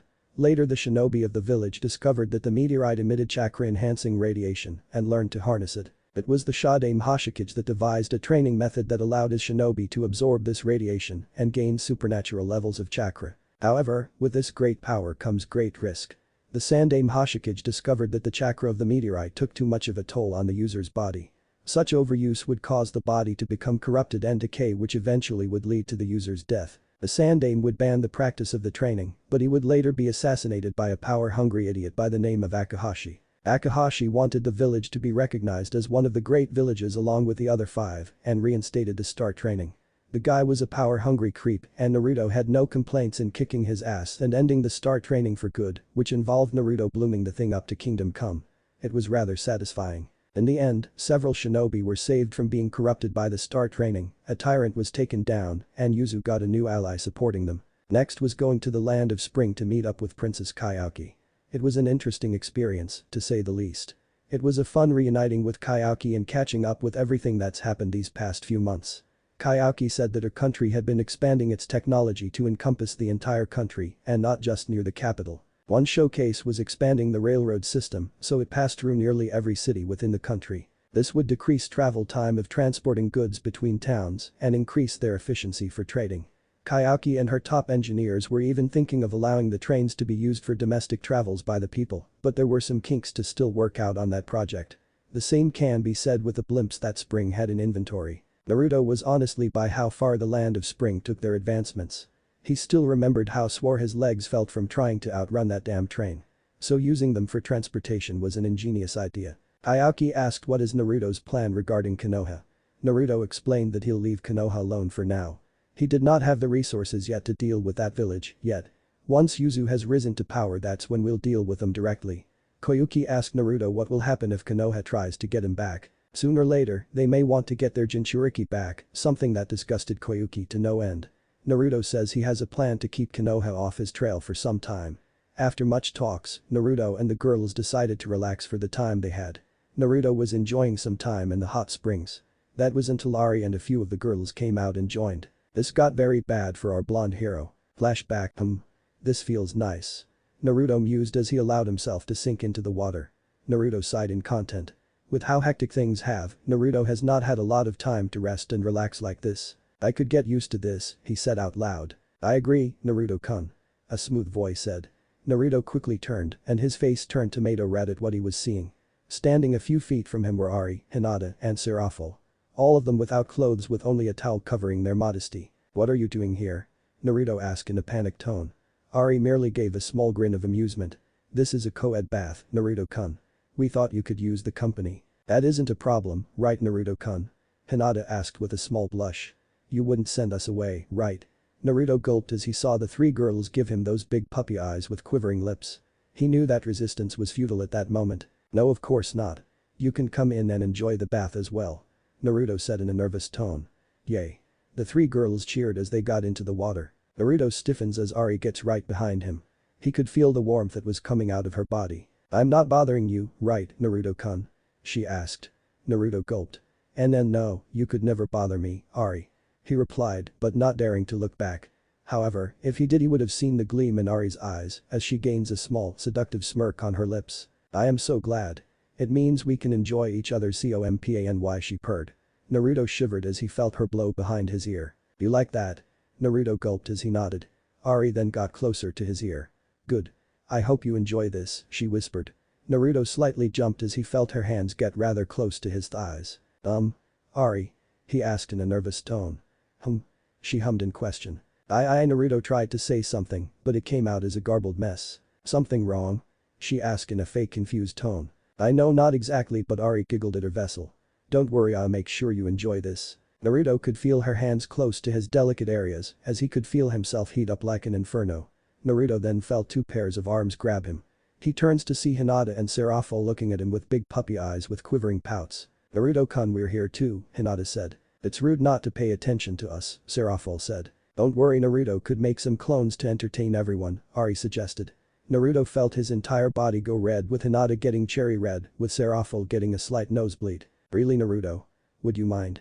Serafel asked in an excited tone. Can I get one as well? Hinata asked with a twinkle of excitement in her eyes. Naruto was getting dizzy from the girls' antics as he heard another voice interrupt them. Is this an exclusive party or could anyone join? Everyone turned and Naruto felt his heart pick up the pace again. There stood Kayaki with her hair in a bun with only a towel covering her body. Nonsense, of course, you can join. The more the merrier, right Hinata? Ari asked as she looked at the lavender-eyed girl. Hinata squeaked before nodding her head. That's right. I don't mind, Serafel said. Kayaki smiled at the girls before looking at Naruto. Naruto. That's sure of CC course. Naruto stuttered out. Kayaki then got as she took a position in front of Naruto as she enjoyed the warm sensation from the waters. All Naruto could just stare at how prime her body was. No ounce of fat was on her, but she had a slim but firm frame. Being an actress must help her keep in shape. Kayaki saw Naruto staring and smiled. So Naruto? She asked as Naruto did his best to look at her face and not her body. About you taking multiple wives, Koyuki started as Naruto felt his heartbeat go up a few notches. Yes. He said nervously as Koyuki gave him a sly smile. I was wondering if I could join as well. Huh? He shouted. All the girls giggled in amusement. Is it shocking? You are seen as a hero in this country, not to mention it's thanks to you that my eyes were open. Plus I will need to conceive a child eventually. Who better to help me than the hero of these lands? Kayaki then got very close to Naruto with Naruto getting a near perfect view of her cleavage that was squished on his chest. So Naruto, will you help me produce an heir? That was the stimulation Naruto could take as he promptly fainted as all the girls giggled in amusement again. All in all, he had a rather productive meeting in Spring Country. End of flashback. Naruto blushed at the memory before he shook his head as he sat up to calm himself down. He then took out something from his pockets. It was a familiar dark blue handle from his mission to the land of tea. The Raijin no Ken.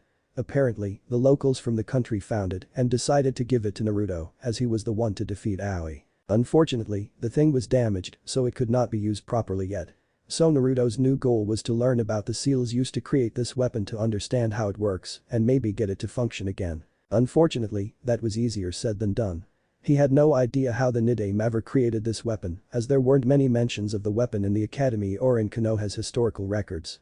Plus any mentions of its creation and design would probably be in the Senju compound in Konoha, but Naruto believes he can find a solution with the scrolls and notes from his parents and clan. "Naruto?" Someone called to him. Naruto turned to see Karen came rushing towards with a slightly panicked look. "Karen, what wrong? Come quick. Sujetsu is being unreasonable and you're the only one he'll listen to." Naruto sighed as he got up and the two rushed back to Tezuna's house. Naruto finds Sujetsu arguing with Hinoka and Lisbeth while everyone else is trying to calm them down. "I said I'm going and that's final," Sujetsu said. "You idiot, you need to hear if Naruto will approve of this," Hinoka said in an aggravated tone. "Exactly. So you would stop thinking with your damn sword and use your brain for once," Lisbeth said as Sujetsu glared at her. "Stay out of this, Berry-chan," he retorted as Lisbeth growled at him. "Why you, enough," Naruto shouted as he got tired of the back and forth. "Now what the hell is this about? It all started about an hour ago when we found 3 men drifting near the shores. We immediately took them to receive medical attention. Thankfully, none of their injuries were life-threatening." Naruto nodded. "I see. Go on." "Well, we find out that they are from the Katabami gold mines in the Land of Rivers. The Katabami mines are one of the greatest mines in the Land of River and one of the richest sources of gold in all the elemental nations. However, about 6 months ago, some hooligans called the Kurisuke family appeared. They came under the disguise of providing protection before taking over the entirety of the mines. Anyone that was against them was buried alive or outright killed. Well, that's disturbing on numerous levels. But I am still not following why you're interested in this Sujetsu," Naruto asked as he turned to the white-haired swordsman. "It's because of the guy leading this family. They said his name is Raiga, one of the 7 swordsmen of the mist," Sujetsu said as Naruto nodded. "So that's what this is about. But how are you so sure it's the same Raiga?" "It's because they explained the weapons that Raiga used. Twin slim, straight double-edged blades with upper curved blades near the tip on both blades and another pair near the base of the blades. That description matches the Kiba blades of Kiri." Naruto hummed in thought. "Come on, please, this is a golden opportunity," Sujetsu pleaded. "We could use this as leverage for negotiating with Kiri. Not to mention I could possibly get some info on Kisame from Raiga. Not to mention, after hearing it, not helping these people would leave a bad taste in my mouth," Naruto said out loud. Sujetsu drawled out. "Yes, Sujetsu will go to the Land of Rivers. Yes," Sujetsu said as he pumped his fist into the air. Everyone else merely rolled their eyes at his antics. "However, you're not going without a team. I'm going since you're vulnerable to electricity. We'll also need a sensor and a heavy hitter," Naruto said sternly before turning to Karen and Jugo. "Karen, you and Jugo are coming with us," Naruto said in a firm tone. "What?" Several people shouted. "Are you sure?" Jugo said in an uncertain tone. He didn't think he was ready for an actual mission yet. Naruto nodded. "Yeah, everyone is currently busy. Plus it would be good to shake the team dynamics a bit." Naruto then turned to his furry partner. "Ari, are you coming?" he asked in a curious tone, but the fox lady shook her head. "Unfortunately, no. I want to see how far you can go without my help.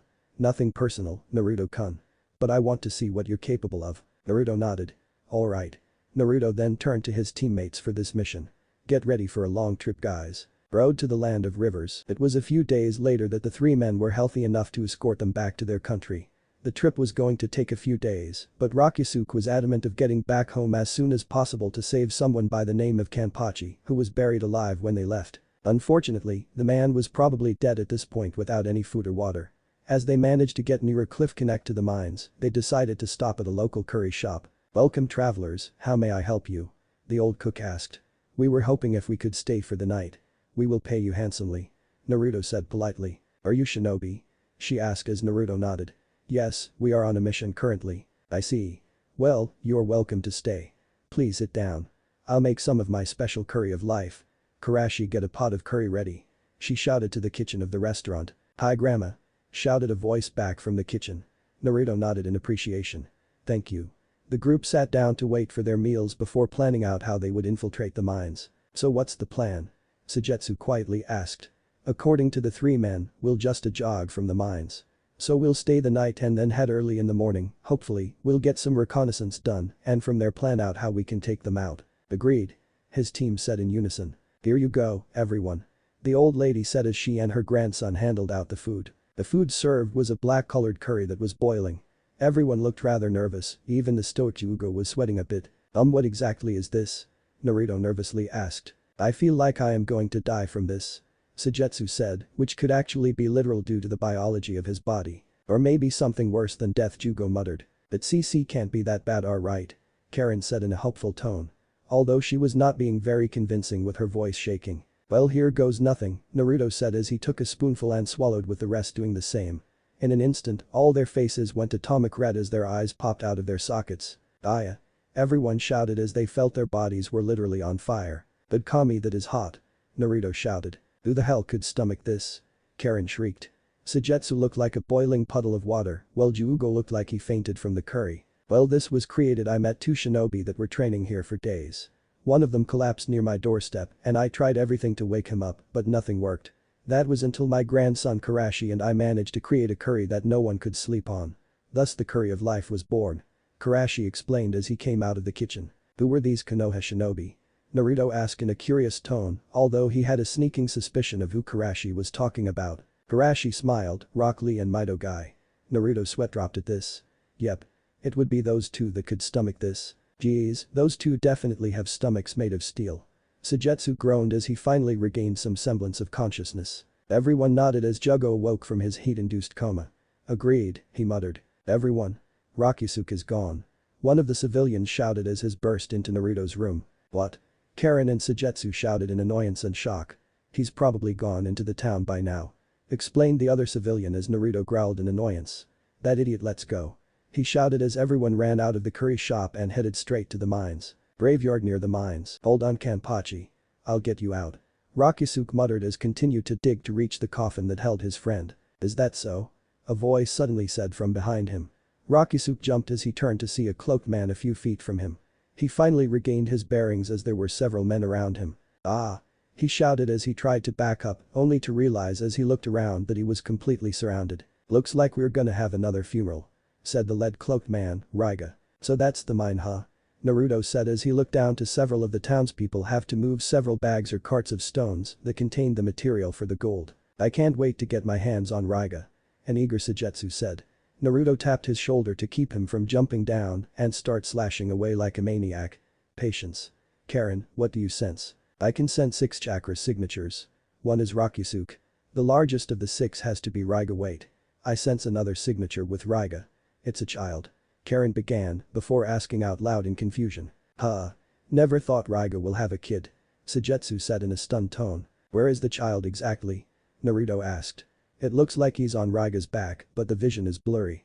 Maybe a genjutsu. From Raiga or the child? Juugo asked, but Karen shook her head.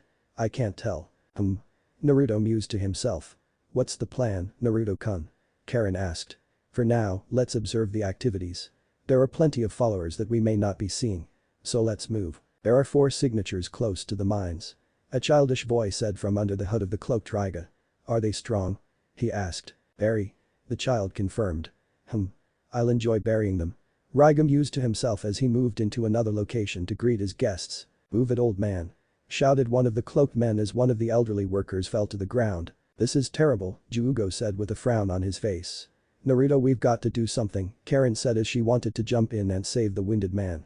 Naruto stayed silent as he watched the man get chastised by the cloaked man. Naruto, Karen shouted again. Naruto turned to look at her. I know, but we can't risk blowing our cover so easily. That would defeat the purpose of what we're doing. Naruto said in slight frustration before looking back down and growling as the cloaked man was kicking the old man. However, I dislike seeing an old man beating like that, so let's go. Naruto shouted as the 4 dashed down to the area below. Naruto quickly knocked the first goon out as it alerted the other 4. What the hell? Said another goon. Who the hell are you? Suddenly the remaining goons were quickly dispatched by Karen, Sujetsu, and Jugo. But Kami? The injured old man shouted in shock at what he just saw. Karen then approached the old man. Sir, are you? Karen started as she stretched her arm out to help the old man before the man slapped her hand away. What have you done? Listen, you need to beat me so that I won't get punished. Wait, sir, Karen said before the man began punching himself in the face. Forget it. I'll just beat myself up. The old man was about to bash his face in with a stone if Naruto had not grabbed his outstretched arm before he landed the blow. Hold it. I know about the Kurisuke family. We are here to help. Naruto tried to explain, but the old man was not listening to him. Suddenly they all hear a bell go off. They all turned to the direction of the bell. "A bell?" Karen asked. "What does that mean?" Naruto asked as he looked at the man. The old man looked down in sadness as tears began to fall from his eyes. "It means another funeral has occurred. Every time that damn bell rings, it means that someone else is going to be buried. Poor Rakusuke," he said in a depressed tone. Naruto narrowed his eyes as he summoned several clones. "Take the old man somewhere safe. Let's go, everyone." Naruto moved to the Kurisuke household to end this for good. "I remember Rakusuke. He was so happy when I first came here and took down the magistrate and removing all the taxes. He laughed so joyfully. He was truly happy seeing me. Ah, how I love funerals. They make me so nostalgic." Raiga preached to his audience as they lowered the coffin down into the ground. "Four are closing in," the child said. Raiga merely smiled in anticipation. "Heh. More people to bury. What do you sense, Karen?" Naruto asked as they hid behind a few large rocks. "Rakusuke is in the coffin. But I am getting a foggy vision of Raiga and everyone else." "Alright, move out," Naruto said as they all split off while Naruto dashed forward as he took out several smoke bombs. While Raiga and his men were finishing burying the coffin were suddenly enveloped in black smoke. "What? Intruders?" Several of the men shouted as Raiga disappeared. Naruto and his company easily dispatched of the minions with little difficulty. Karen used her sensory power to look for Raiga but was shocked when something seemed to be blocking her. "Damn it," she shouted in annoyance. Everyone looked at her in concern. "Karen, what happened? I wasn't sure before, but I can tell that the kid with Raiga or Raiga himself is screwing with my sensory abilities," Karen said, as that made the other three get tense as they couldn't rely on Karen to find the enemy in this fight. "Maybe the kitty has a special bloodline," Naruto warned as the others nodded. Soon a huge mist began to cover the area the four are in. "Be on guard, everyone." Suddenly Naruto began to notice something. "All of you get out of the way." The other had barely any time to move as lightning came down and struck Naruto. Up in his hiding spot, Raiga chuckled.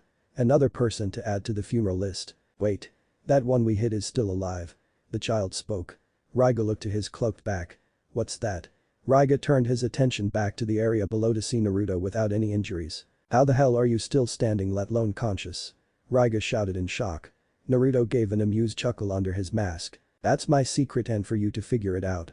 Naruto mocked as Raiga growled in annoyance. "Are all of you safe?" Naruto asked using his telepathy magic. "Hi." They all said. "Alright. Stay in position." Using his Sharingan, he sees several enemies coming towards him. Naruto brings out two simple katanas as he charges them with lightning chakra. He charges at the enemies, but he is shocked that his swords impacted a couple of boulders. Naruto was left dumbfounded. "What the fuck?" Naruto jumped back and then detected another two enemies to the side. He wiped with his swords again only to impact a tree. "What's going on?" "Naruto, what's up?" Sujetsu asked. "This enemy is more dangerous than expected.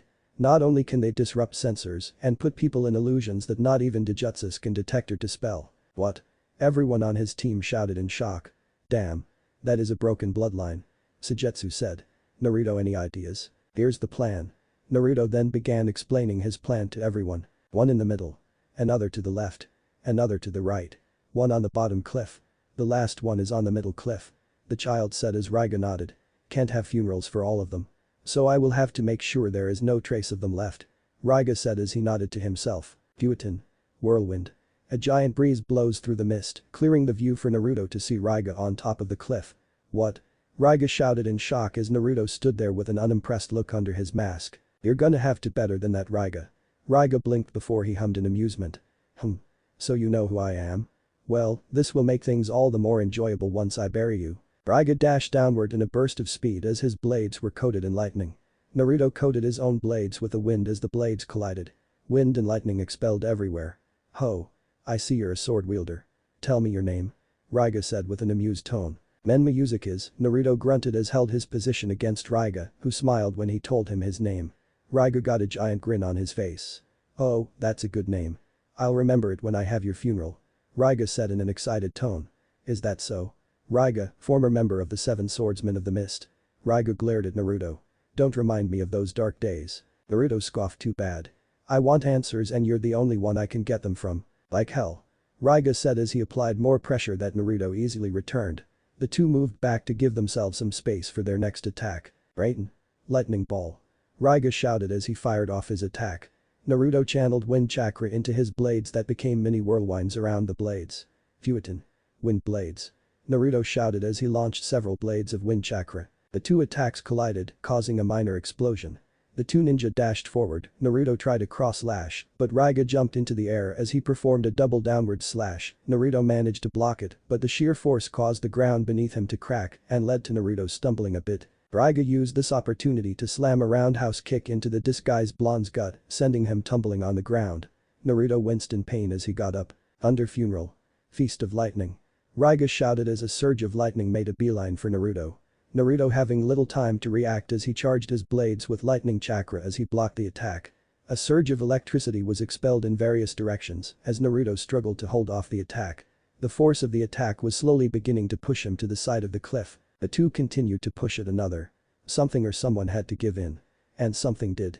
Naruto could hear something beginning to break like glass. He knew his blades would give out soon, so he needed to end this tug of war now.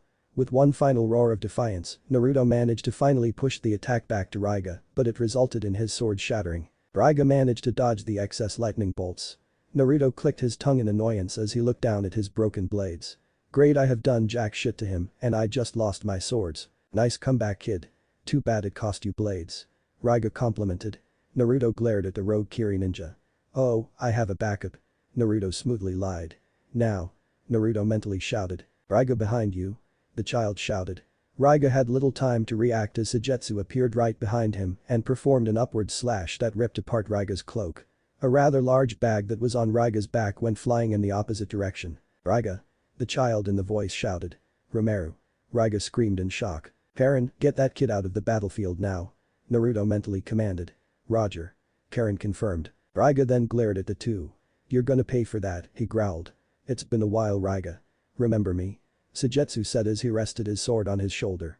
Raiga blinked as he recognized the white-haired swordsman. Suigetsu? Still, the same brat as I remember. Raiga mocked.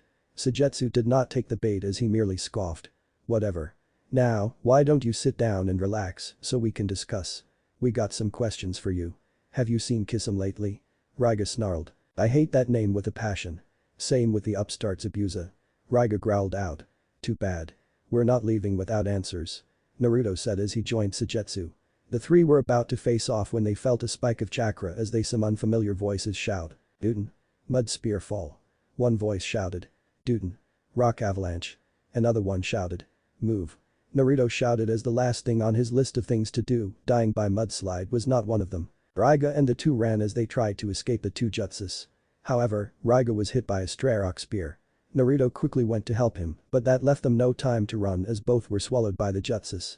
Suigetsu barely escaped by the skin of his teeth. He looked around with wide eyes as he saw no trace of his boss. He knew Naruto would not die from something like this, but he still needs air to breathe, which he won't be able to do if he's buried under mud and rock. Naruto. Suigetsu shouted with no answer. He turned to see Karen running towards him. Karen, where is he? He demanded quickly. Karen wasted no time using her inner eye to look for the two missing ninjas. Her eyes opened when she found her targets. I see him. He's still alive, but he's buried under all that rock. Karen said. Tell me and Jugo where he is so we can dig him out. Karen was about to speak when someone said. I don't think so. The two turned to see a small platoon of Iwa shinobi. The two glared at the man in front as Suigetsu got into an aggressive stance with his hand on his blade. What do you want? Suigetsu demanded. Simple. Control of these mines.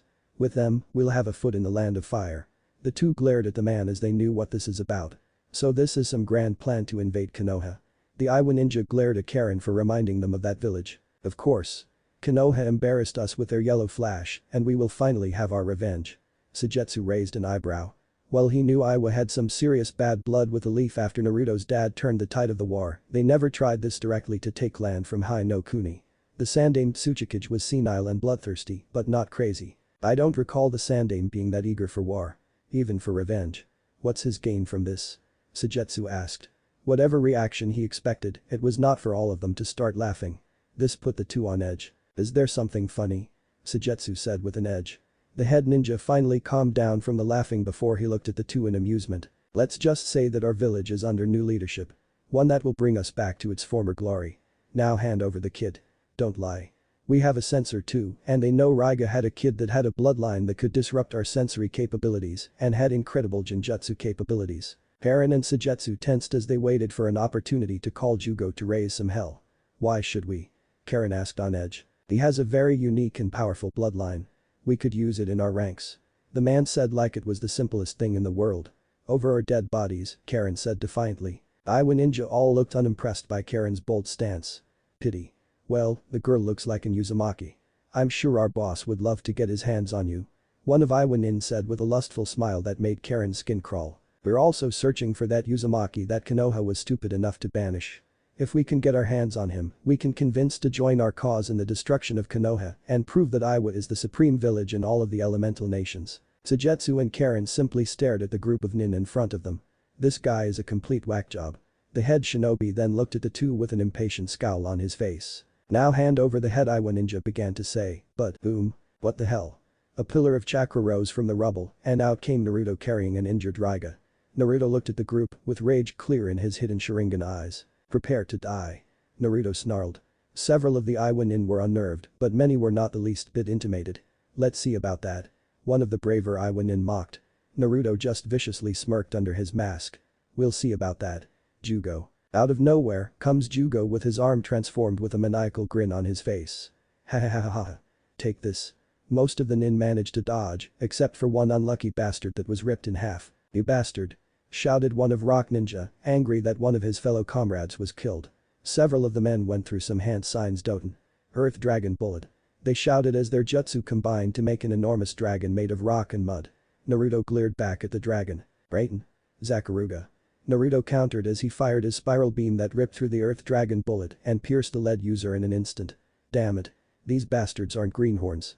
One man said before his head was blown off by Jugo and his transformed fist. We need to arg, one began to say before he decapitated by Sujetsu. Get the kid and the red-haired girl. Shouted one of the remaining Iwa Nin. Like hell, you will. Karen shouted as chains erupted from her back and went straight for the enemies. One managed to dodge, but the other was unable to dodge as he was hit with a crystal ball before he was pierced with Karen's chakra chain. Everyone turned to see Altair standing a few feet from everyone. Nice timing, Altair. Naruto cheered as Altair giggled. Thank you. Everyone then turned to the last remaining Iwa Nin, who was sweating profusely. Shit, I need to get out of here. The man said as he turned only to see Naruto in front of him. Boo. The last thing the Iwa Nin saw was a fist slamming into his face and knocking him out. Raiga. Everyone turned to see Ranmaru kneeling near a mortally injured Raiga. Omen, Ranmaru. This is the end for me. Raiga said weakly as Ranmaru had tears in his eyes. You can't die. Please don't leave me. He pleaded. Raiga rose his hand and patted his head. Don't worry so much. You'll be fine. Raiga then turned to see Naruto approaching him. He coughed up some blood before looking at Naruto. Can I ask you for a favor? He asked weakly. Naruto kneeled closer to Raiga to hear his last request. What is it? Raiga coughed. Can you look after Ranmaru for me? He pleaded as Naruto looked at the crying child before he looked back at Raiga. Naruto nodded.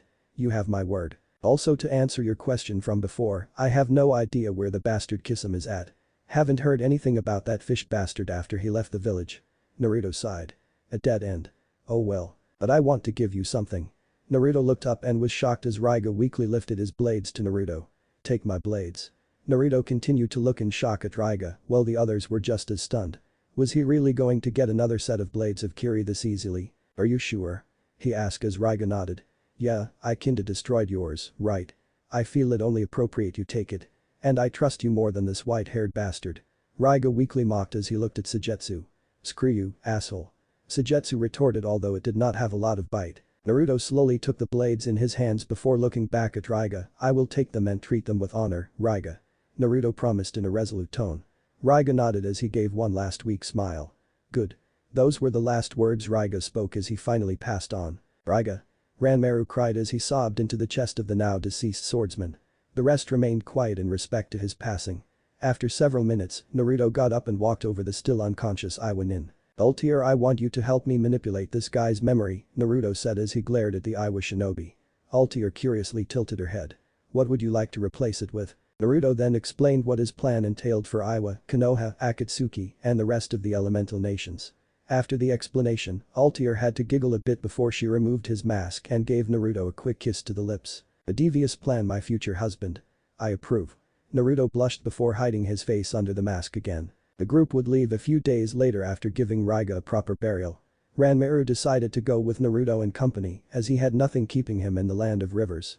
The locals were eternally grateful and their daimyo was willing to form an alliance to keep in touch. Quite the successful mission all things considered. Well, you guys had one hell of an adventure. Tsunami commented as she and the other girls listened to the team's retelling of the events. Ranmaru and Inari were playing outside the house. Yes, we did, Karen said with the other nodded. Well, at least you got something out of this, Ari said as Naruto unsealed the Kiba blades as he held the two in his hands. He could appreciate the master craftsmanship that was dedicated to creating these blades. Yeah. Though it will take some time getting used to these. Before anyone could say anything, the door was slammed open. Oi Naruto Nai. Inari shouted as he burst into the house. Naruto asked what's up. I just got a message from Grandpa. He wants you to head to Yuzu as soon as possible. He said he found something you should look into. Naruto nodded as he got up. Alright, let's go. Everyone quickly made it to the main island. They traveled to one of the sacred temples located in Yuzu to find Tazuna waiting outside. So what's up? Naruto asked as he walked to Tazuna's side. Tazuna grunted, come inside and you can see for yourself. When everyone looked into the shrine as they saw much progress had been accomplished in the restoration of the interiors. However, they quickly noticed something off. There was a stone pedestal mounted onto the wall. The odd thing was the wall itself. It almost looked like a door. Naruto looked at Tazuna. A secret passage. The bridge builder shrugged his shoulders. Yeah. That's what I and everyone else thought. We've tried going forward, but we couldn't get any further. It looks like it needs a blood offering, but even with Hinoka and Lisbeth, nothing happened. So I was hoping you had the magic touch. Naruto then walks forward to the pestle. Here goes nothing. He muttered as took out a kunai and sliced his wrist over the stone bolt below. For a few seconds, nothing happened before a low rumbling could be heard as the pestle and the wall glowed a bright white. Everyone then saw as the wall was split in the middle as it opens inwards revealing a passage with a flight of stairs going down. Well, this got more interesting, Naruto said. The group went down a flight of stairs. The passage was completely dark, but Ari provided some fire to light the way down. They continued down for a few minutes until they reached another door. Whatever is behind this must have been really important to go through all this trouble, Tazuna said as everyone else nodded. Everyone had to wonder what were the Uzumaki clan trying to hide down here. Naruto offered his blood again as the door opens to a rather large room that looks like some kind of sanctuary. There were 5 pedestals that were arranged in a pentagram and each one had an item. The first was a broadsword with a blue handle with a curved yellow handguard. The blade had a platinum tint to it. The second looked similar as it was mainly blue and yellow with a silver blade. The third was a shiny gray blade with golden claws for a handguard. The one next to it looked like another broadsword with its primary color being blue and gold. For some reason, Naruto felt drawn to all the blades, but the biggest pull came from the last item. However, this one was not a sword, but a suit of armor. It was probably the most incredible suit of armor he had ever seen. It was pure white in color for the most part. The armor had several spikes coming out of the kneecap armor and the feet. The forearms had one spike coming out of the middle of the forearms. The helmet had a pale tan colored mask with golden curved horns with 5 white horns coming out of the back of the helmet. Naruto felt a great pull coming from the armor. Like it was calling to him. What is this? Naruto asked in wonder as he continued to stare at the armor. Sujetsu was drooling as he looked at the blades and armor. He had to hold them. He was about to walk up to the blades when he felt 2 pairs of arms pull him back. He looked to see Ari and Naruto holding him. What's up? Sujetsu asked, which caused Naruto to blink in confusion. Why did he stop Sujetsu? It was like he felt compelled to stop Sujetsu from getting closer to the items in front of them. I would advise you, Sujetsu, that you not to touch those items, especially that armor unless you want to be vaporized. Everyone looked at Ari as she is rarely this serious and the way she looked at the items. She looks as if she's seen them before. Or at least she knew about them. Ari-chan, do you know something about these blades and the armor? Naruto asked. Ari nodded. Yes, I have. I just can't believe it. They all still exist. I thought they were all destroyed when Yuzu fell. Ari, what are they? Naruto asked as Ari sighed before looking at the blades. The blades in order are Excalibur, Caliburn, Ascalon, and Durandal. These are the celestial blades of Yuzu. You can say they are the precursor to the blades used in Kiri. What? Everyone shouted. You're saying Yuzu was the inspiration for Kiri to create the blades that are currently used by members of the 7 Swordsmen of the Mist? Ari nodded. That's correct. Sujetsu just continued to stand there as he recovered from the mind-blowing revelation. These blades must be something special then, Tazuna commented as he remembered his close encounter with Zabuza's blade. The blades are very powerful and nearly indestructible. So no ordinary can stand up to them. All were created using special chakra-conducted metal. This means you can channel your chakra into the blades and it increases their cutting and piercing power. Not to mention by using the blade, you can naturally manipulate your elemental affinities with ease. It said only the Uzukage was found worthy of wielding the blades. With just one blade, you can level an entire army with ease. Control all four and you can have an entire village bow to you. Holy shit. Everyone shouted. They never thought they would find something this powerful in a hidden under Yuzu. Wait, if all that is true, how come we have never heard of it? Sujetsu asked. If something this power existed, why had none of the other villages mentioned these blades? A Uzukage would rarely use the blades, Sujetsu. They were only to be used for dire times for the village, such as an invasion or war. Besides, not every Uzukage could wield the blades. If Garp could wield the blades, I guarantee that Yuzu may still be standing today. Ari, what about the armor? Naruto asked. If the blades were this strong, then the armor was something else.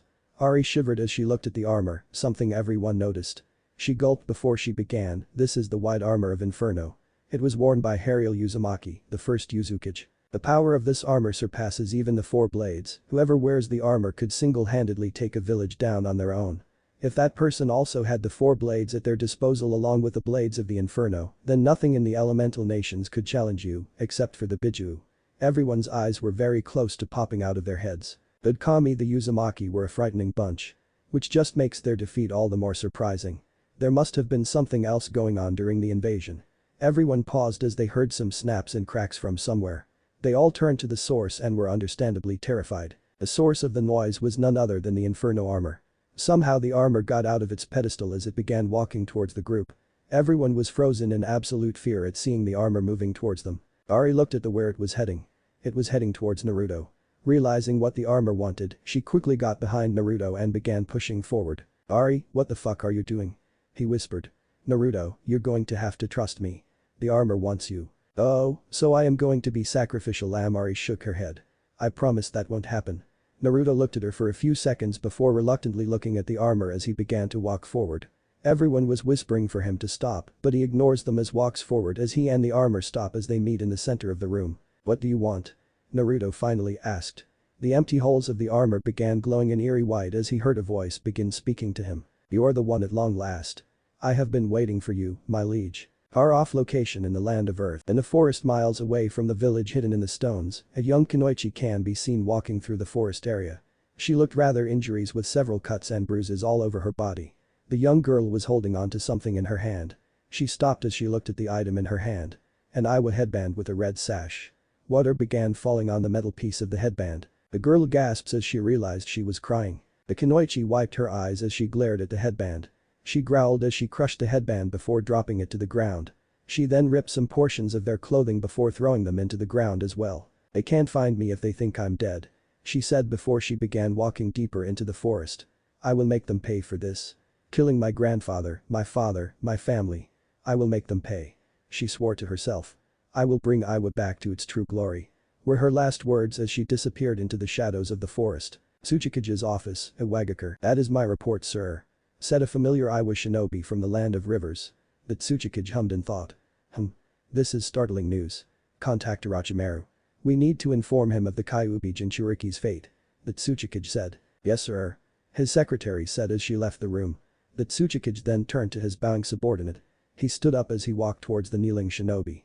He then places a hand on his shoulder. You have brought me some valuable information, Gaku-san. Gaku bowed his head in appreciation. Thank you, Gaku began to say, but coughed out some blood as he looked down to see a bloody stone spear going through the center of his chest. He looked up to see the impassive face of his leader. WWY? He choked out.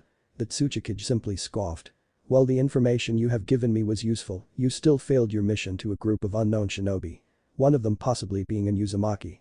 I told you and the rest before I have a zero tolerance for failure. The man said before ripping the stone spear out of Gaku's chest and slicing his head off. The Tsuchikage simply sighed before snapping his fingers as two Anbu appeared and took the corpse away. He then sits back as he looks down at the village. So much potential but completely wasted. Not one, but two Uzumaki were lost. Such a shame, they have been such wonderful tools. I'm sure my captives would have loved to have met more of their extended family. I would have especially loved to see your face, Namikaze. To see the village you crippled, now have your son to use however they want. All because the village you gave your life for can't tell a child from a Biju. It's almost comical. Speaking of Jinchuriki, I better keep those two on a tight leash, lest they try to escape once they hear the news. The man then smiled. I wondered how you'll take the news, Konoha. Knowing that your Jinchuriki is now gone forever and nothing to protect you now. Your days are numbered and I can't wait to see you all burn.